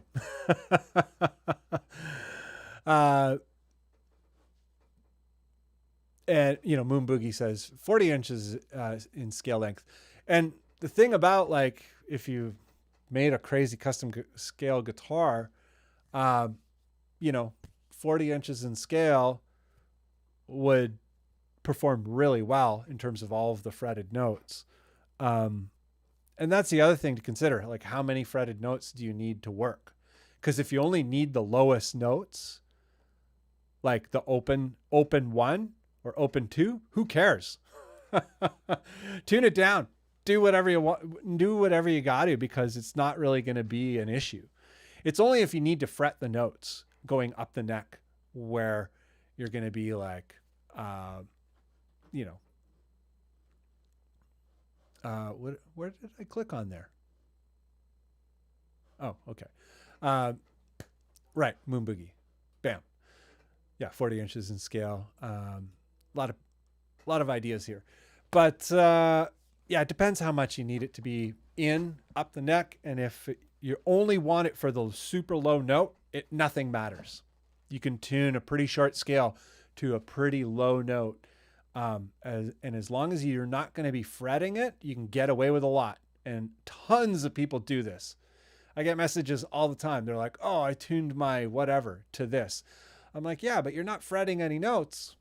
They're like, I got you. I proved you wrong. I'm like, yeah, if it's an open note, you can do a lot with that. As soon as you got to fret notes and make chords and all that kind of stuff, that's where the challenges are. So if it's just to do that super low note, probably okay. And that's the thing.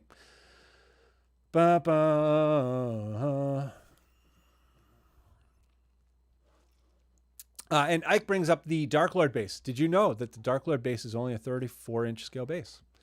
Strangely enough, it's not even a 35-inch scale bass. And because I think Warwick makes 35-inch scale basses, but they do have those Warwick custom-made strings, which I have tried in the past. The Dark Lord string set.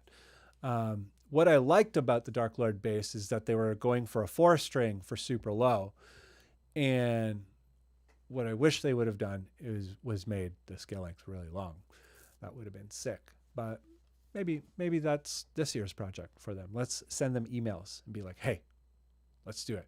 And don't make the shape of it too crazy like a vampire. Bam, bam. Oh, Frontier Chad. There we go. Vocalist. Jimbo is saying, we were talking about Chad, and I was like, who's the Chad you're speaking of? And yeah, Frontier Chad is, what is it? Did you say St. Louis? Is he in St. Louis? I think so. Yeah. But yeah, Frontier, man. I love their music. It's really artsy, but it's really brutal. And I just love that mix, It's so heavy, but it's like I don't feel like my IQ is decreasing when I listen to it. I feel like it's still like artistically and intellectually challenging. It's awesome.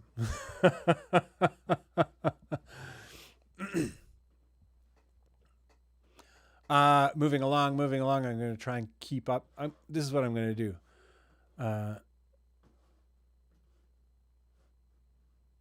And okay, other people, Ripped Up Liquid Death crew, Fluff Greedily, just Topo Chico, and now Liquid Death. Yeah.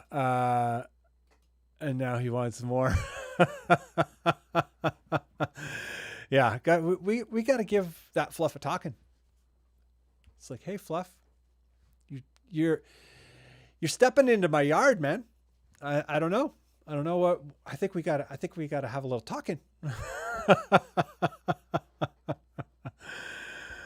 J Dubs, how are you, man? Hope you are well.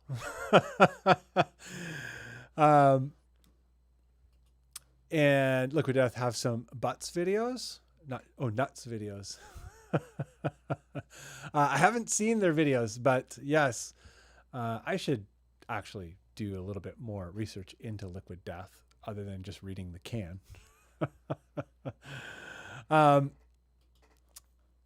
And Tyler Adams says the bass doesn't have to be an octave below, but what about bass at C1 paired with baritone at G1, like faking drop C on the open chugs? Yeah, so you play fourths on the baritone and pick up the root note with the bass. Yeah, that's totally a thing. I like that technique. My pal Mastro Lucas in Argentina, he does the bass in drop D and just regular drop D, and is it drop D? Something like that. But D, the lowest string is a D, and the guitars are in G standard, G1 standard. And the bass is in D1 standard, or D1 something, probably drop D1. But you can mix it up like that and have fun and do some cool stuff. And it kind of forces you into thinking about how the melody plays in a different way, which means you probably come up with stuff that people don't typically come up with. It's just like slight little hacks like that can be a huge inspiration or a huge pivot in terms of your creative output. So yeah, great idea, Tyler. Always coming with that knowledge. Damn.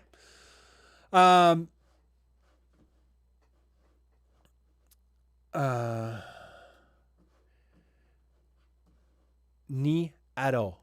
Oh, yeah, sick. Spanish for grandson. Okay. It's like the student, the grandson, the student of life. Niado. I like it. I like saying it. So I'm glad that I'm saying it right. And Bunn is saying, or J Dubs is saying, gotta upgrade that gateway computer from the 90s.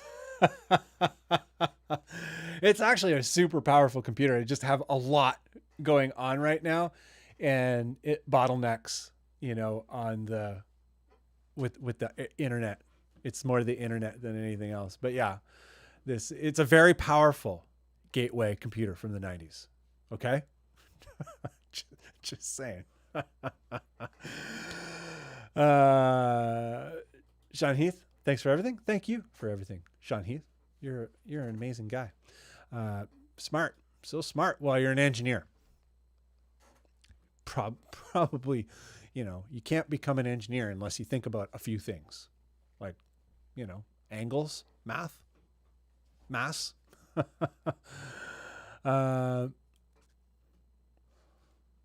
Apoplexia also just subbed to Strung Out and Sean Heath. There you go.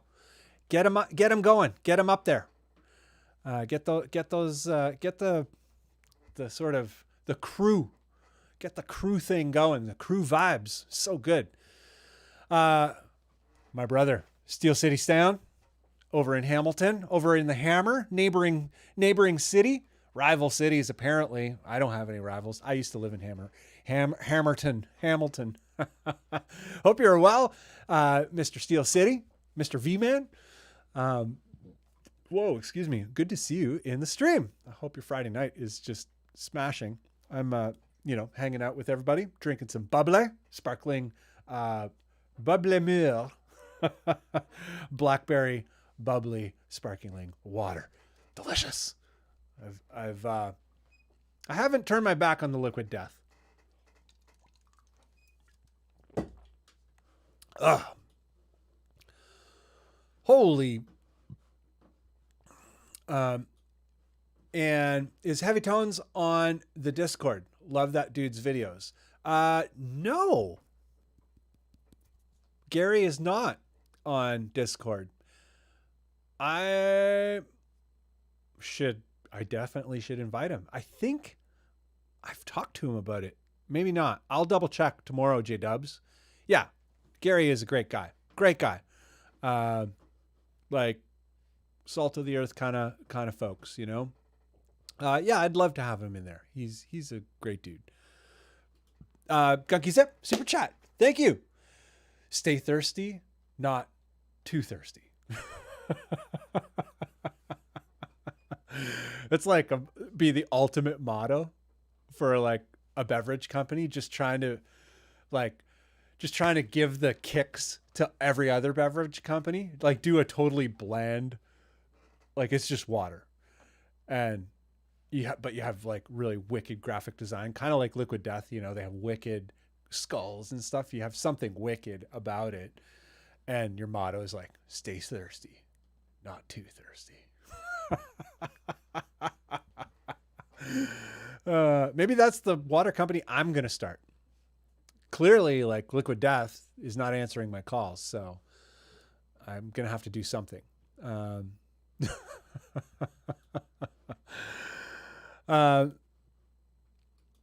Garlic Breakfast says, has anyone ever told you they look really good for pushing 50? Thank you. Yes, I hear this strangely a lot. And when I'm in the company of other 50-year-olds, I can see it. I look different than most people my age. You know, the light helps though. Like this light makes it, I don't know. There we go. You can see a little bit more of my actual face. I go for that cinematic lighting. But yeah, I am almost 50 years old, and I definitely know that I am not quite like other 50-year-olds in many, many ways. I don't know what's going on. My parents are amazing. That's why. They have amazing genes, and my parents also look young. So that's probably it. And they eat garlic for breakfast. Or at least my dad probably did. I do. I actually do. I haven't been the last couple weeks because I have to get some more. But yeah, I actually do have garlic in the morning. Interesting. That took a turn, but I like it. Igor says, when it comes to plugging a bass into a guitar amp, I have a local band here called Hellvoid. They play with two bassists. One is plugging in through a guitar amp and cab. And yes, I've known some bands as well who have done this, and it's been fantastic. It's all about like what you do with it. And I think I really appreciate people who are just creative and just say, F it. It's like, I'm going to create with what I got, and I want to do my own thing and just experiment, like just see what happens. Like I want to try all these different variables. Just try. It's super fun. I've done a ton of stuff with like bass in a guitar type of role. And it was really fun. So yeah, highly recommended. What do we got here? I'm going to move along. Okay. Everybody's subbing to everybody's channels. That's great. Awesome. Thank you. Lot of people doing a lot of work to connect and help out and all that kind of stuff. And it's rad when everyone's kind of getting it together. The mesh, the social mesh, the fabric of our little crew here. Apoplexy is asking if anyone from Montreal or Quebec province is in the stream. I personally don't know anyone who is, but there are people who don't comment as well. This is a thing. So there are people who just watch or listen or whatever and don't comment. So there may be somebody out there, but in terms of the commenters, I don't think so, but yeah. Electric Meat Puppet is Australia. Any Baritone Australianers? Australianers. But yeah, Australians, any of you guys out there, I know, like, in terms of my personal messaging and all that stuff, the messages that I get, people asking questions or just reaching out to say hello, that kind of stuff through social media and email and such. Lots of Australians, lots and lots of Australians, and quite a few New Zealanders as well. So yeah, I don't know what's going on in Australia with baritone guitars, but I don't know if anyone's in the stream, but I know that there's a lot of people interested in the super low thing over that way. However, some of the regions of Australia can be quite a distance apart. So like Canada. And 13 Flaws says, what works for one thing may not for another. Yep. This is, it's interesting how many people can't accept that. I think being able to roll with it and be like fluid and just be like, yeah, some things work, some things don't work. Very, very positive, like very, an attribute to have. 13 Flaws, Australian. There we go. Bam. That's right. South Australia. Yeah. This is great. Linking up with each other in your respective areas. For the record, I'm in Toronto, and I don't actually know too many people from Toronto in this world. Most of the ones that I do know are already my friends, and there's only a few of them. Although I did recently, I was walking through the park, Trinity Bellwoods Park. For those of you who do know Toronto, it's a big park here. And there was a fella that at first I thought it was somebody else that I knew. And then I realized, I'm like, that's not the person that I think it is. But they knew, they recognized me from doing the channel. And I was like, oh, hey, what's up? I almost called them Rick. I thought it was my buddy Rick, but it was definitely not Rick. Upon closer inspection. But yeah, I was hanging out with other friends, but I should have actually went and said, yo.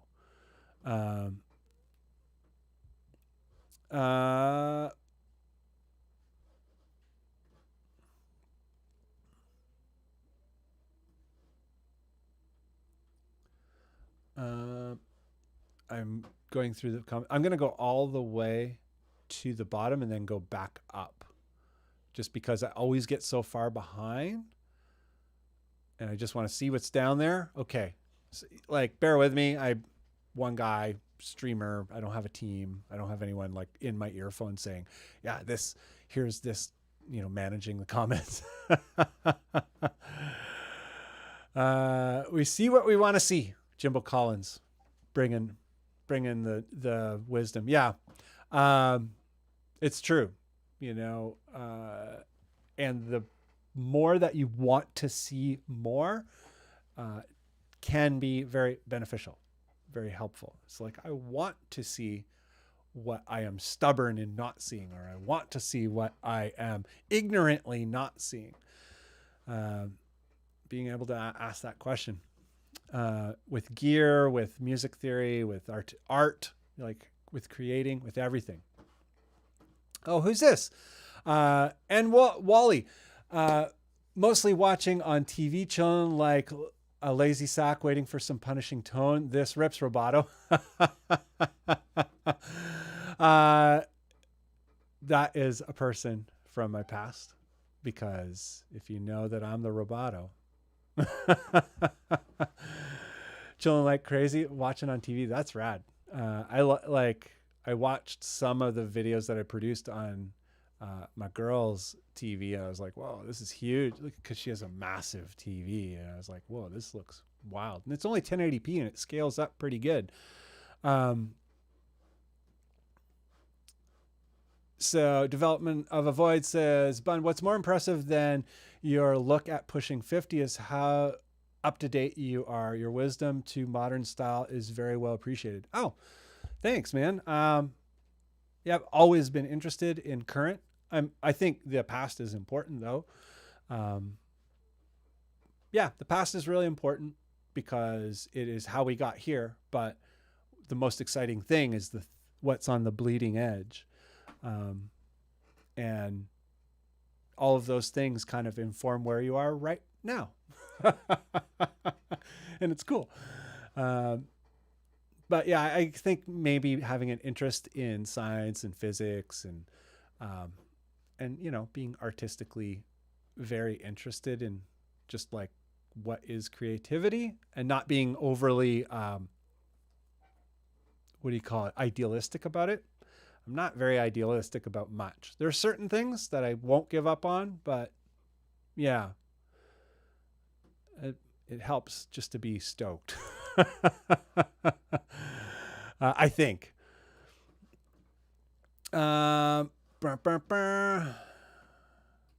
Apoplexia is really reaching out. Needs some French baritone boys over here. If there's any Quebecer, like Montreal or Quebec or anything like that, anybody in the French zone of Canada, reach out to your boy Apoplexia, because he's wanting to rock with some more 6-string baritoners. And I know you're out there because I've talked to you guys through other means. Just I haven't talked to anyone here on the chats.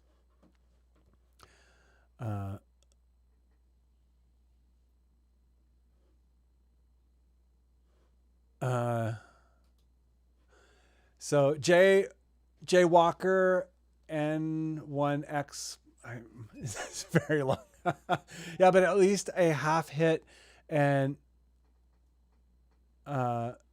you got that 1337 lingo, so at least we had a convo starter. Good vibes. I'm not sure what's going on there.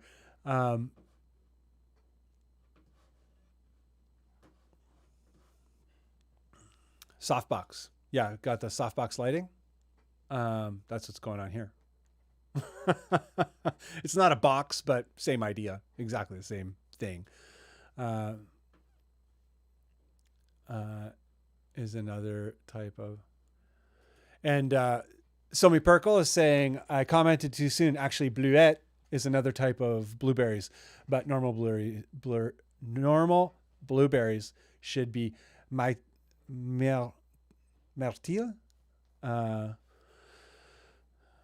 I always want to roll that R. It's a North Ontario Fringlish thing to do. And Miles is saying, if I'm going to start a water company, it should just be called Bunn Water. Very exciting name. It should be actually honey bun flavored water. What do you think? Is that going to be like the most amazing honey bun flavored water? New Bunn Water. Delicious. What do they call that in like wine? Notes. You know, wisping notes of cinnamon and honey and bread. What would I do to make bun water? Would I ferment buns or something? I don't know. That would probably become alcoholic bun water. Maybe that's okay.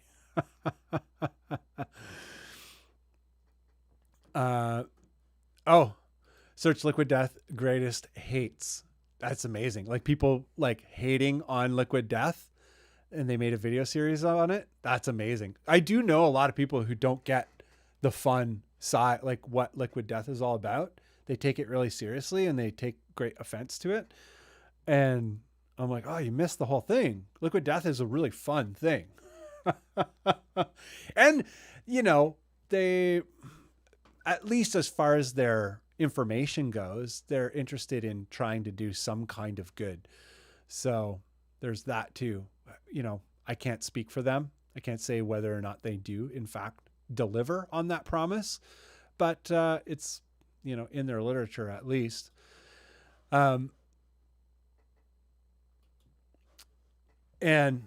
Development of a Void is saying you have to try Whataburger at least once in your lifetime. Number 2, double meat, double cheese, double fries, and double drank, and you're set for a couple days.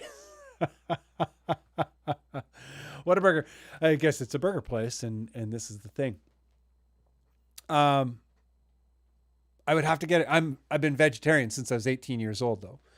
So, or 19. Something like that. A while, most of my life.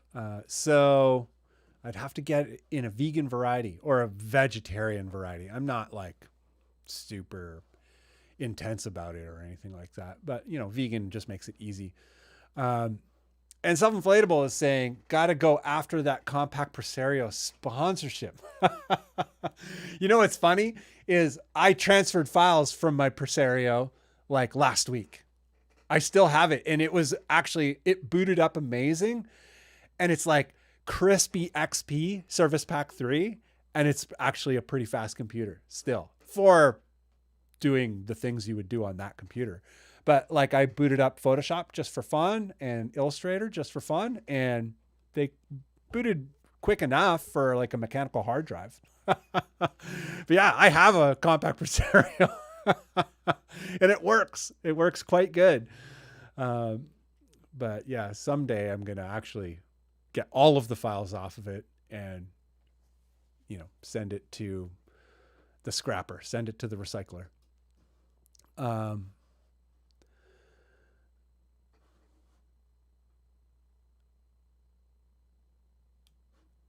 Stray points. Not sure what that is. Bam. So I'm going back up through the comments, by the way. I just wanted to go to the end and then back up. J Dubs is saying artsy, but not fartsy. Yeah. And we're talking about Frontier, the band Frontier. They're like a project with people from all around the world, and they converge at certain times to do certain things, but otherwise they write and release records, you know, from many locations. I mean, awesome music, and it's really artsy, but yeah, it's not fartsy. It's really creative and intellectually stimulating, but it's brutal tunes, like so intense. Frontiera.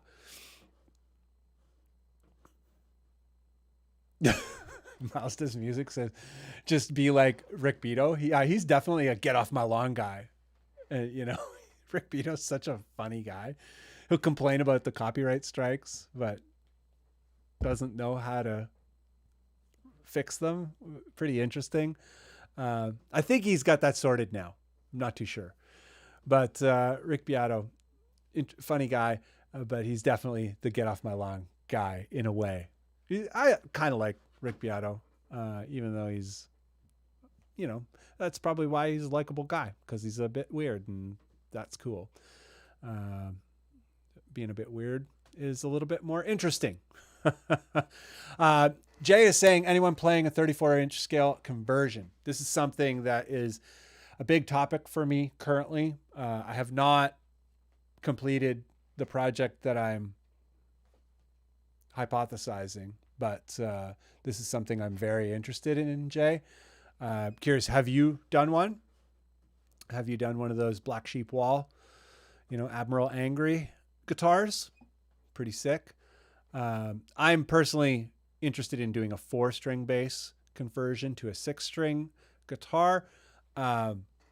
Admiral Angry did 5-string basses into 7-string guitars. So yeah.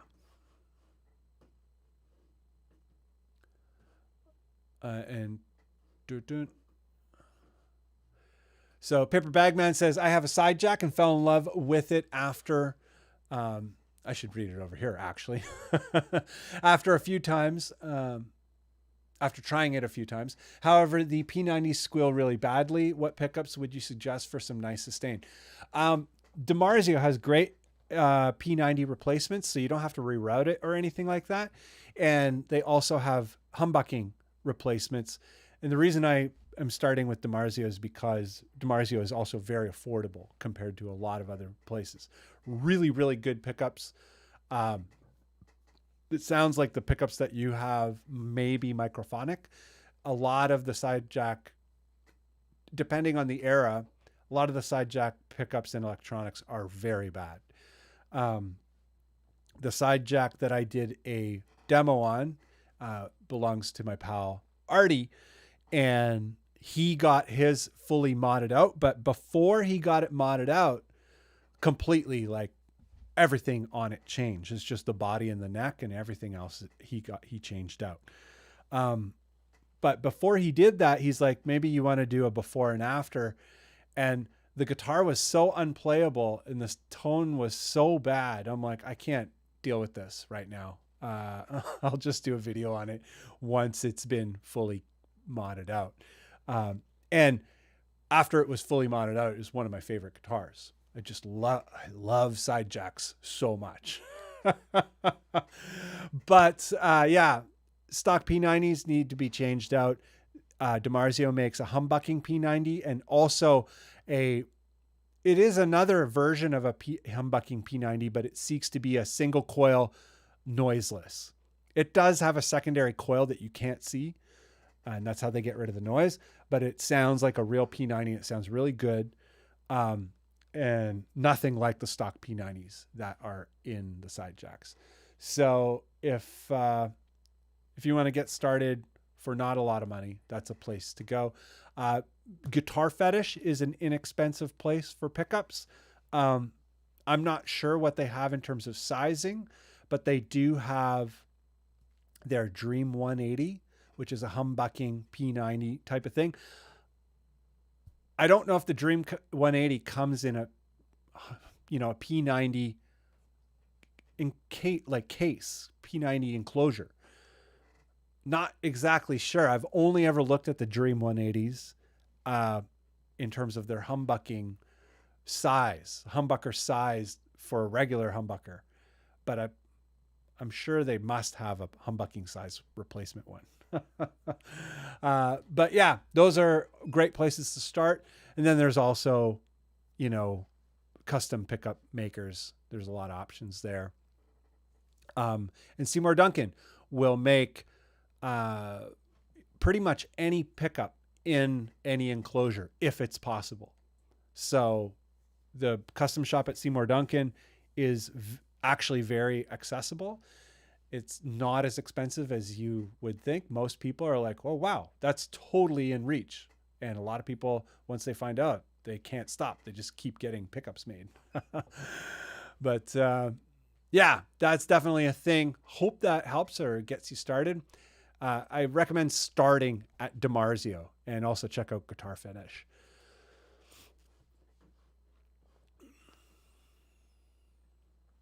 William is saying, play 8-string fingerstyle, and I'm having a 9 made. Don't want a bass. Yeah, it might work for you. This is where William is the the genesis of this, super, super low tuning at a 30-inch scale. And yeah, it's probably going to work for the fingerstyle thing. Another thing is playing really lightly. Tends to help with a scale length and a tuning that are not adequate. It's not a complete solution, but it is helpful. So fingerstyle might give you a slight advantage there. And yeah, if you're only picking up some of the lowest notes and you can pick up the rest of the notes on an adjacent string, it's probably going to be fine, William. I'm going to go all the way. What's up here? Okay, I'm going all the way to the bottom again, juggling it up here. And Jimbo says, love watching Beto's videos, an insane mind for music. Yeah, he has an uncanny understanding of harmony and melody. It's very interesting. He is a producer, and I guess he studied it. I do not have as an advanced of a grasp of harmony and melody like that. Not even close. But I love his videos as well for that. Like when he focuses on that kind of content, I love that stuff because yeah, it helps a lot. It's same. It's a me. Am I saying that right? It's a me, Mario.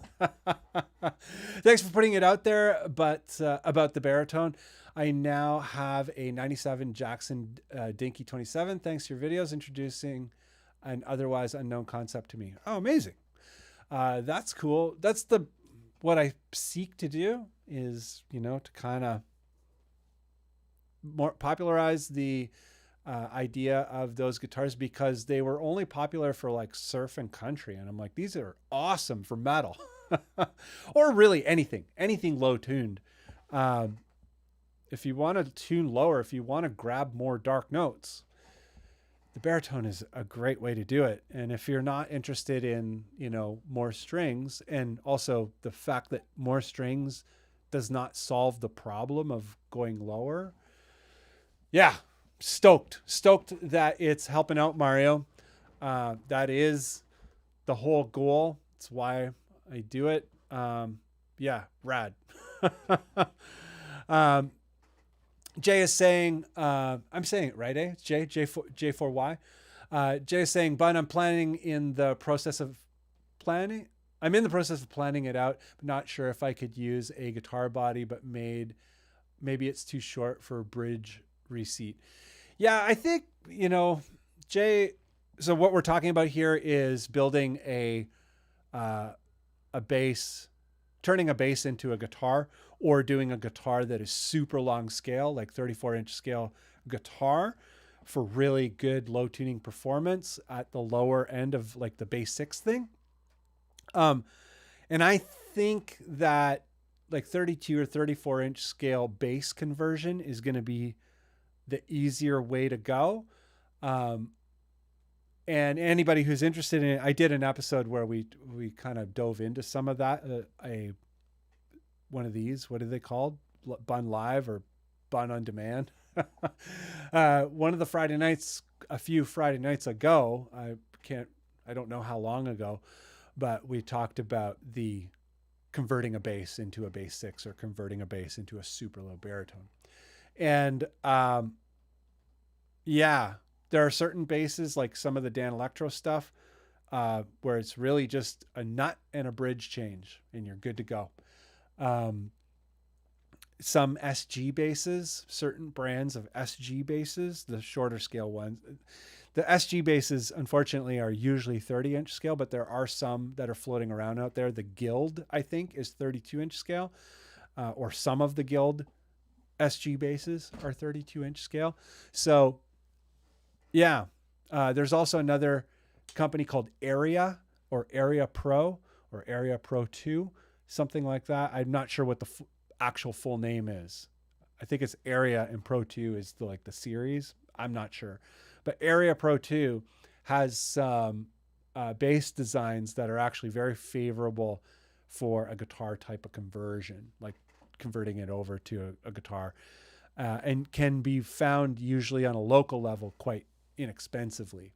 To buy an Area on Reverb is very, very expensive, and it's spelled ARIA, Aria, if you're interested in that. But yeah, I've been kind of rooting around. I have like a couple different ways I can go with a conversion like that.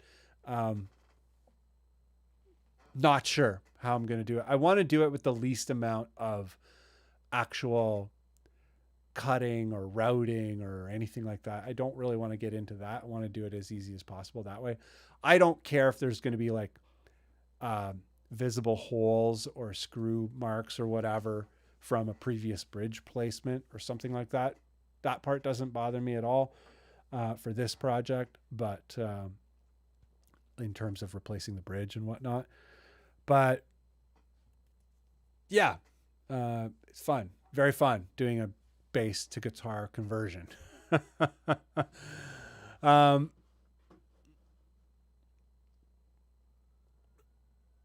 Gunky Zip, what is going on, my Gunky Zip fella? $5 from Gunky Zip. Thank you very much, sir. Rick Beto Beato is an egoist in love with his amazing ear, not skill with creating anything popular or listenable. Yeah, it's not for everyone. He does have an amazing ear though, and he's like music theory. He knows what's going on. But yeah, not for everyone, for sure. He rubs me sometimes in a weird way, but I respect him. He's a smart guy. Like very smart, very skilled. But yeah, not everyone loves his music. And that's the beautiful thing about music. It's funny though.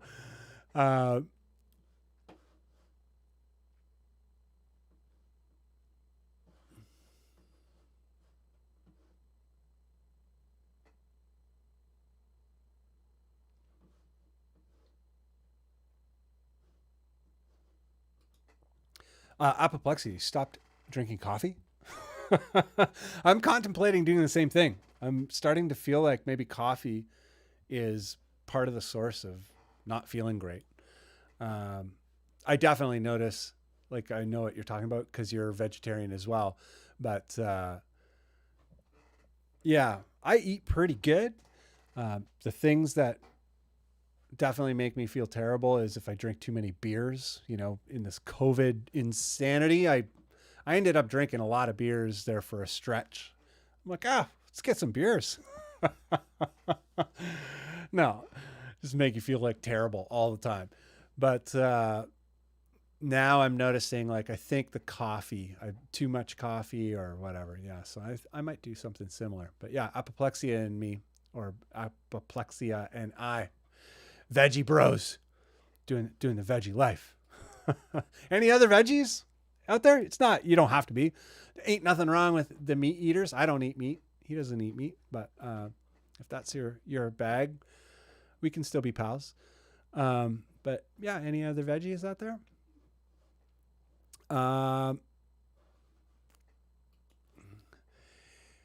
It's Sammy. You nailed the name. Thanks. Yes. Chevelle was the band I was tuning to play with. Okay. Drop B usually. Love it. And thanks again. Oh, awesome. Yeah, Chevelle has some cool grooves, hey? I'm not like a Chevelle fan, but every time I hear their tunes, I'm like, oh, that feels good. I don't really, it's not that I'm not a fan. I just don't really know much about them, but I have heard them. Every time I hear it, I'm like, oh, it's got the good pace, and like those thick, because they're tuned down, those thick vibes, thick tones. Randy Upchurch, how are you? Hello, my brothers. Greetings from Southern Illinois. A baritoner from Southern Illinois. How you doing, Randy? I hope all is well. Yeah, we're saying what area we're from in hopes that maybe we'll connect with other people like us in our area. So I'll go again for those of you who are new to the chat for some reason. I am from Toronto, and if there are any other baritoners in Toronto, I only know a very small few. It's a very big city. It's like 4 million people or something, or 5 million people in the greater Toronto area, maybe more. And yeah, I know very few baritoners. So there's got to be a few more.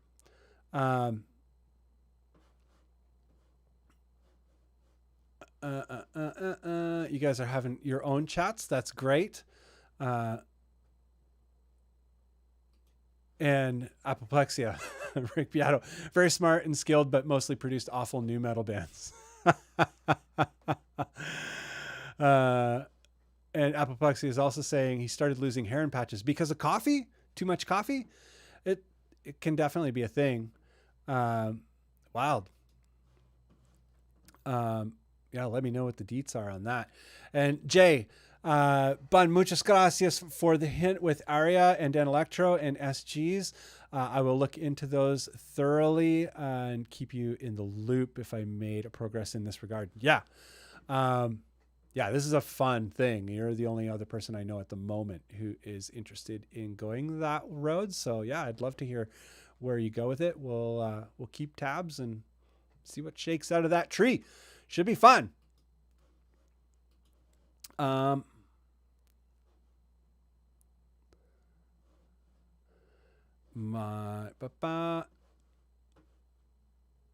Igor is saying his parents are vegetarian, if that counts.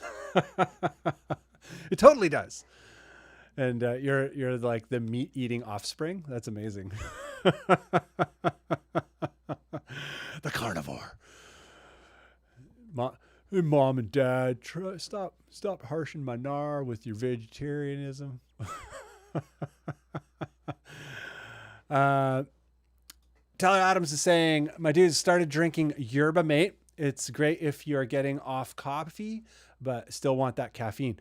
It's interesting. I'm perfectly satisfied with decaf coffee. Like, I don't drink coffee for the caffeine. I just love coffee. I don't like actually the buzz. The caffeine buzz makes me crazy. But yerba mate, I've never heard of that. I just want to know about it. So thank you, Tyler Adams, for the pro tip on the health and wellness lifestyle. And Sean Heath, another veggie in the house. All right, we're taking over. And Jay, also veggie. All right, the veggie crew. Not to single out the carnivores. You guys are okay too. You guys probably have meatier riffs. Let's be real.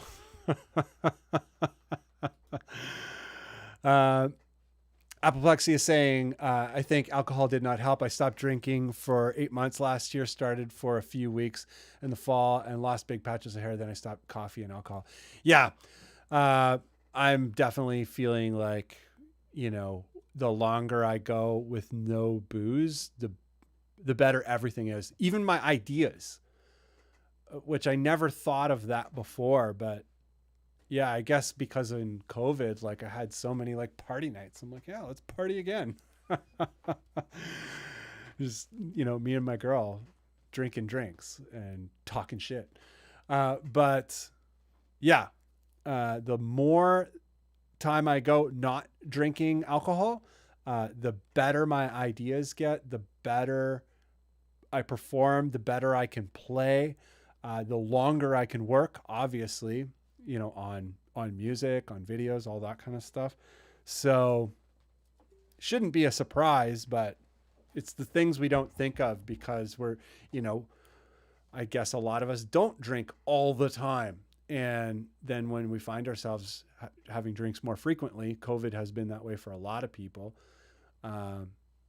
Suddenly it starts affecting you and you're like, this drinking business, it's not very good.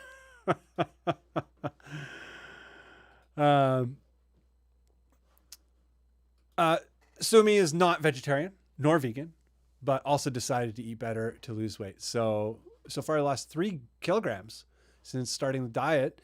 Just stop eating crap food. Yeah. I've known that for a few people where they just like tweak their diet slightly, just like no garbage, like no chips and no, dumb stuff, ice cream.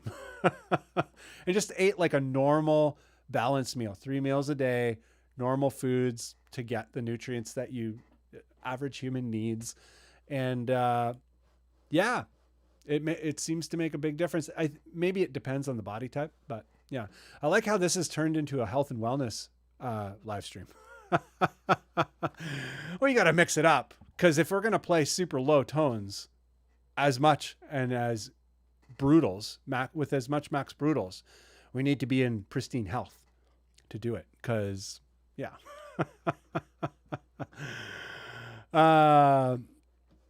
And Sumi also, no more beer. Yeah, beer is awful for your body. And Sean is recommending you should try the water fast. Really helps break the habits and give you a clean slate to start with. Yeah, I know a few people who've done the water fast. I haven't really contemplated it until right now. That's a good idea. I might do it, Sean Heath. Cool. Oh, Paper Bag Man, London, Ontario. Another Londoner. There's been 3 Londoners so far. So Gear Stuff and Things is in London, Ontario. And what's his screen name again? Self-inflatable. One of my closest pals. But yeah, Self-Inflatable is London, Ontario as well. So Paper Bagman, hang. You guys should all meet up and baritone it out. Get low. And Tyler Adams saying, lift weights and eat meat. It does work. My pal, the vocalist of Vens, Theo, he lifts weight and eats meat, and that guy is just like raw. He's crushing. Yeah, awesome. Dadamouth says, sup, Bunn? Sup, chat? How you doing? Oh, I didn't click on it. There we go. Dadamouth. How are you, man? Hope all is well. And, you know, just jamming it up. And he's saying, he's shouting out to everybody else. And J Dubs is a virgintanian as well. Virgintanian. I'm going to make that shirt. It's going to be sick. We're all going to wear it.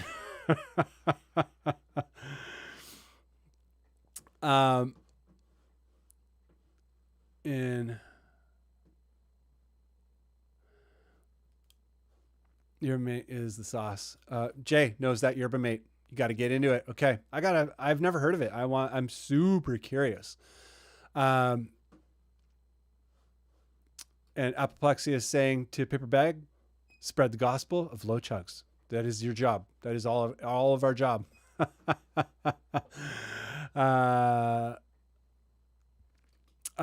Welcome, Dadamouth, new member. Oh, wow. Okay. Thanks, Dadamouth. Welcome. I don't think I've seen that notification before in a stream. This is my first time. That's cool. Thanks, man. I hope you enjoy. And Jimbo saying, careful, Fluff is going to take your yerba mate from us too. Yeah, it's so this chat has gone sideways. And William tried coffee, can't do it. Don't have a bathroom with me 24/7 as a trucker, right? Gonna pee in the bottle. Stuck to Red Bulls. Whoa, the Red Bulls. So for me, the Red Bulls, if I have one, I am just like out of my mind. Not a good scene. So funny. Crazy. Yeah, health and wellness. Amazing. Dylan. How you doing, Dylan? He has a 8-string, a 7-string, and now a baritone warma Strat. Oh, nice. How did that conversion go for you, Dylan? That you're currently building. So it will be your first baritone. Let's see if I convert it to baritone only. Right. Yeah. Like never go back, never convert the guitar back to 25.5. Yeah. Some people are astonished when they go to baritones. Some people, I guess what today's episode was all about is some people are like, this sucks. And they go back to regular guitars. What time is it here? 11:34. I'm going to have to shut it down because I got to go and take care of my girl, my babe. Development of Void, Straight Edge Club. Yeah, I'm definitely not straight edge per se at the moment, but pretty close. Getting pretty close. Well, thinking about like Youth of Today era, like Chokehold era straight edge. I don't know if you're like how old you are or if you are familiar with, 90s straight edge, probably. But that I was all about that scene. I'm so into it. But got a little bit lax as an old man. But yeah, going back to that straight edge lifestyle. Cause I just want to crush it. And Jay, also straight edge. Amazing. But it's not everybody's cup of yerba mate. Okay, a lot of straight edgers and veggies. That's cool. Marcelo Mendez. Cheers from Brazil. Thank you for joining the stream and also participating in the chat. That's what it's all about. Gonna do a line of Bunn essential oils for sure. It's like priority in the merch cart.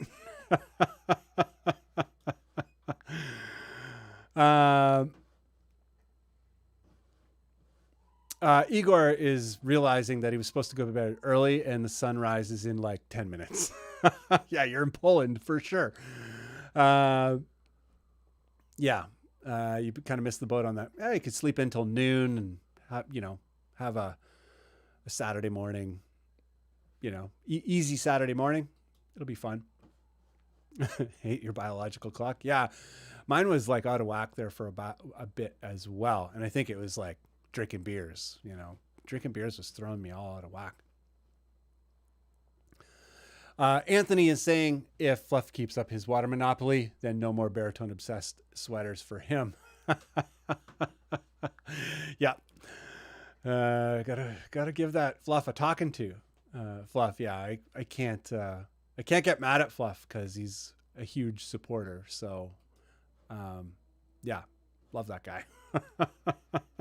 And also, Fluff is probably one of the number one reasons why I really was like, I'm going to start a channel, because Fluff's whole thing was like, yeah, like if you want to do it, just do it. Like, just go. It was sort of the message he had. And I liked the fact that he was just a regular guy. He was an okay guitar player. He wasn't like an amazing shredder or anything like that. He was just a guy. And I just loved that about his channel. And it was a huge inspiration to me. And so, yeah, I love that Fluff, even though he's ripping on my Liquid Death jam.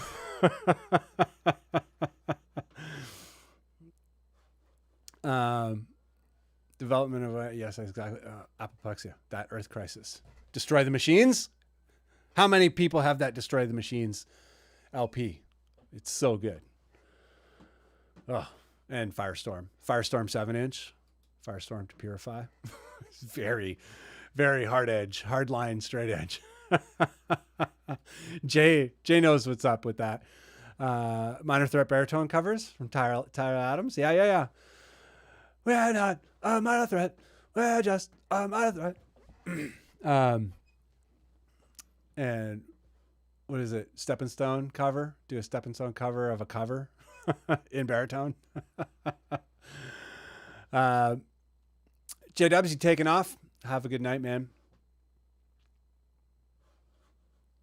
Okay. So apoplexia, mostly straight edge, but occasionally takes the THC oil sometimes. I've heard about that oil, certain kinds of THC oil, like curing cancer and stuff like that. Pretty wild.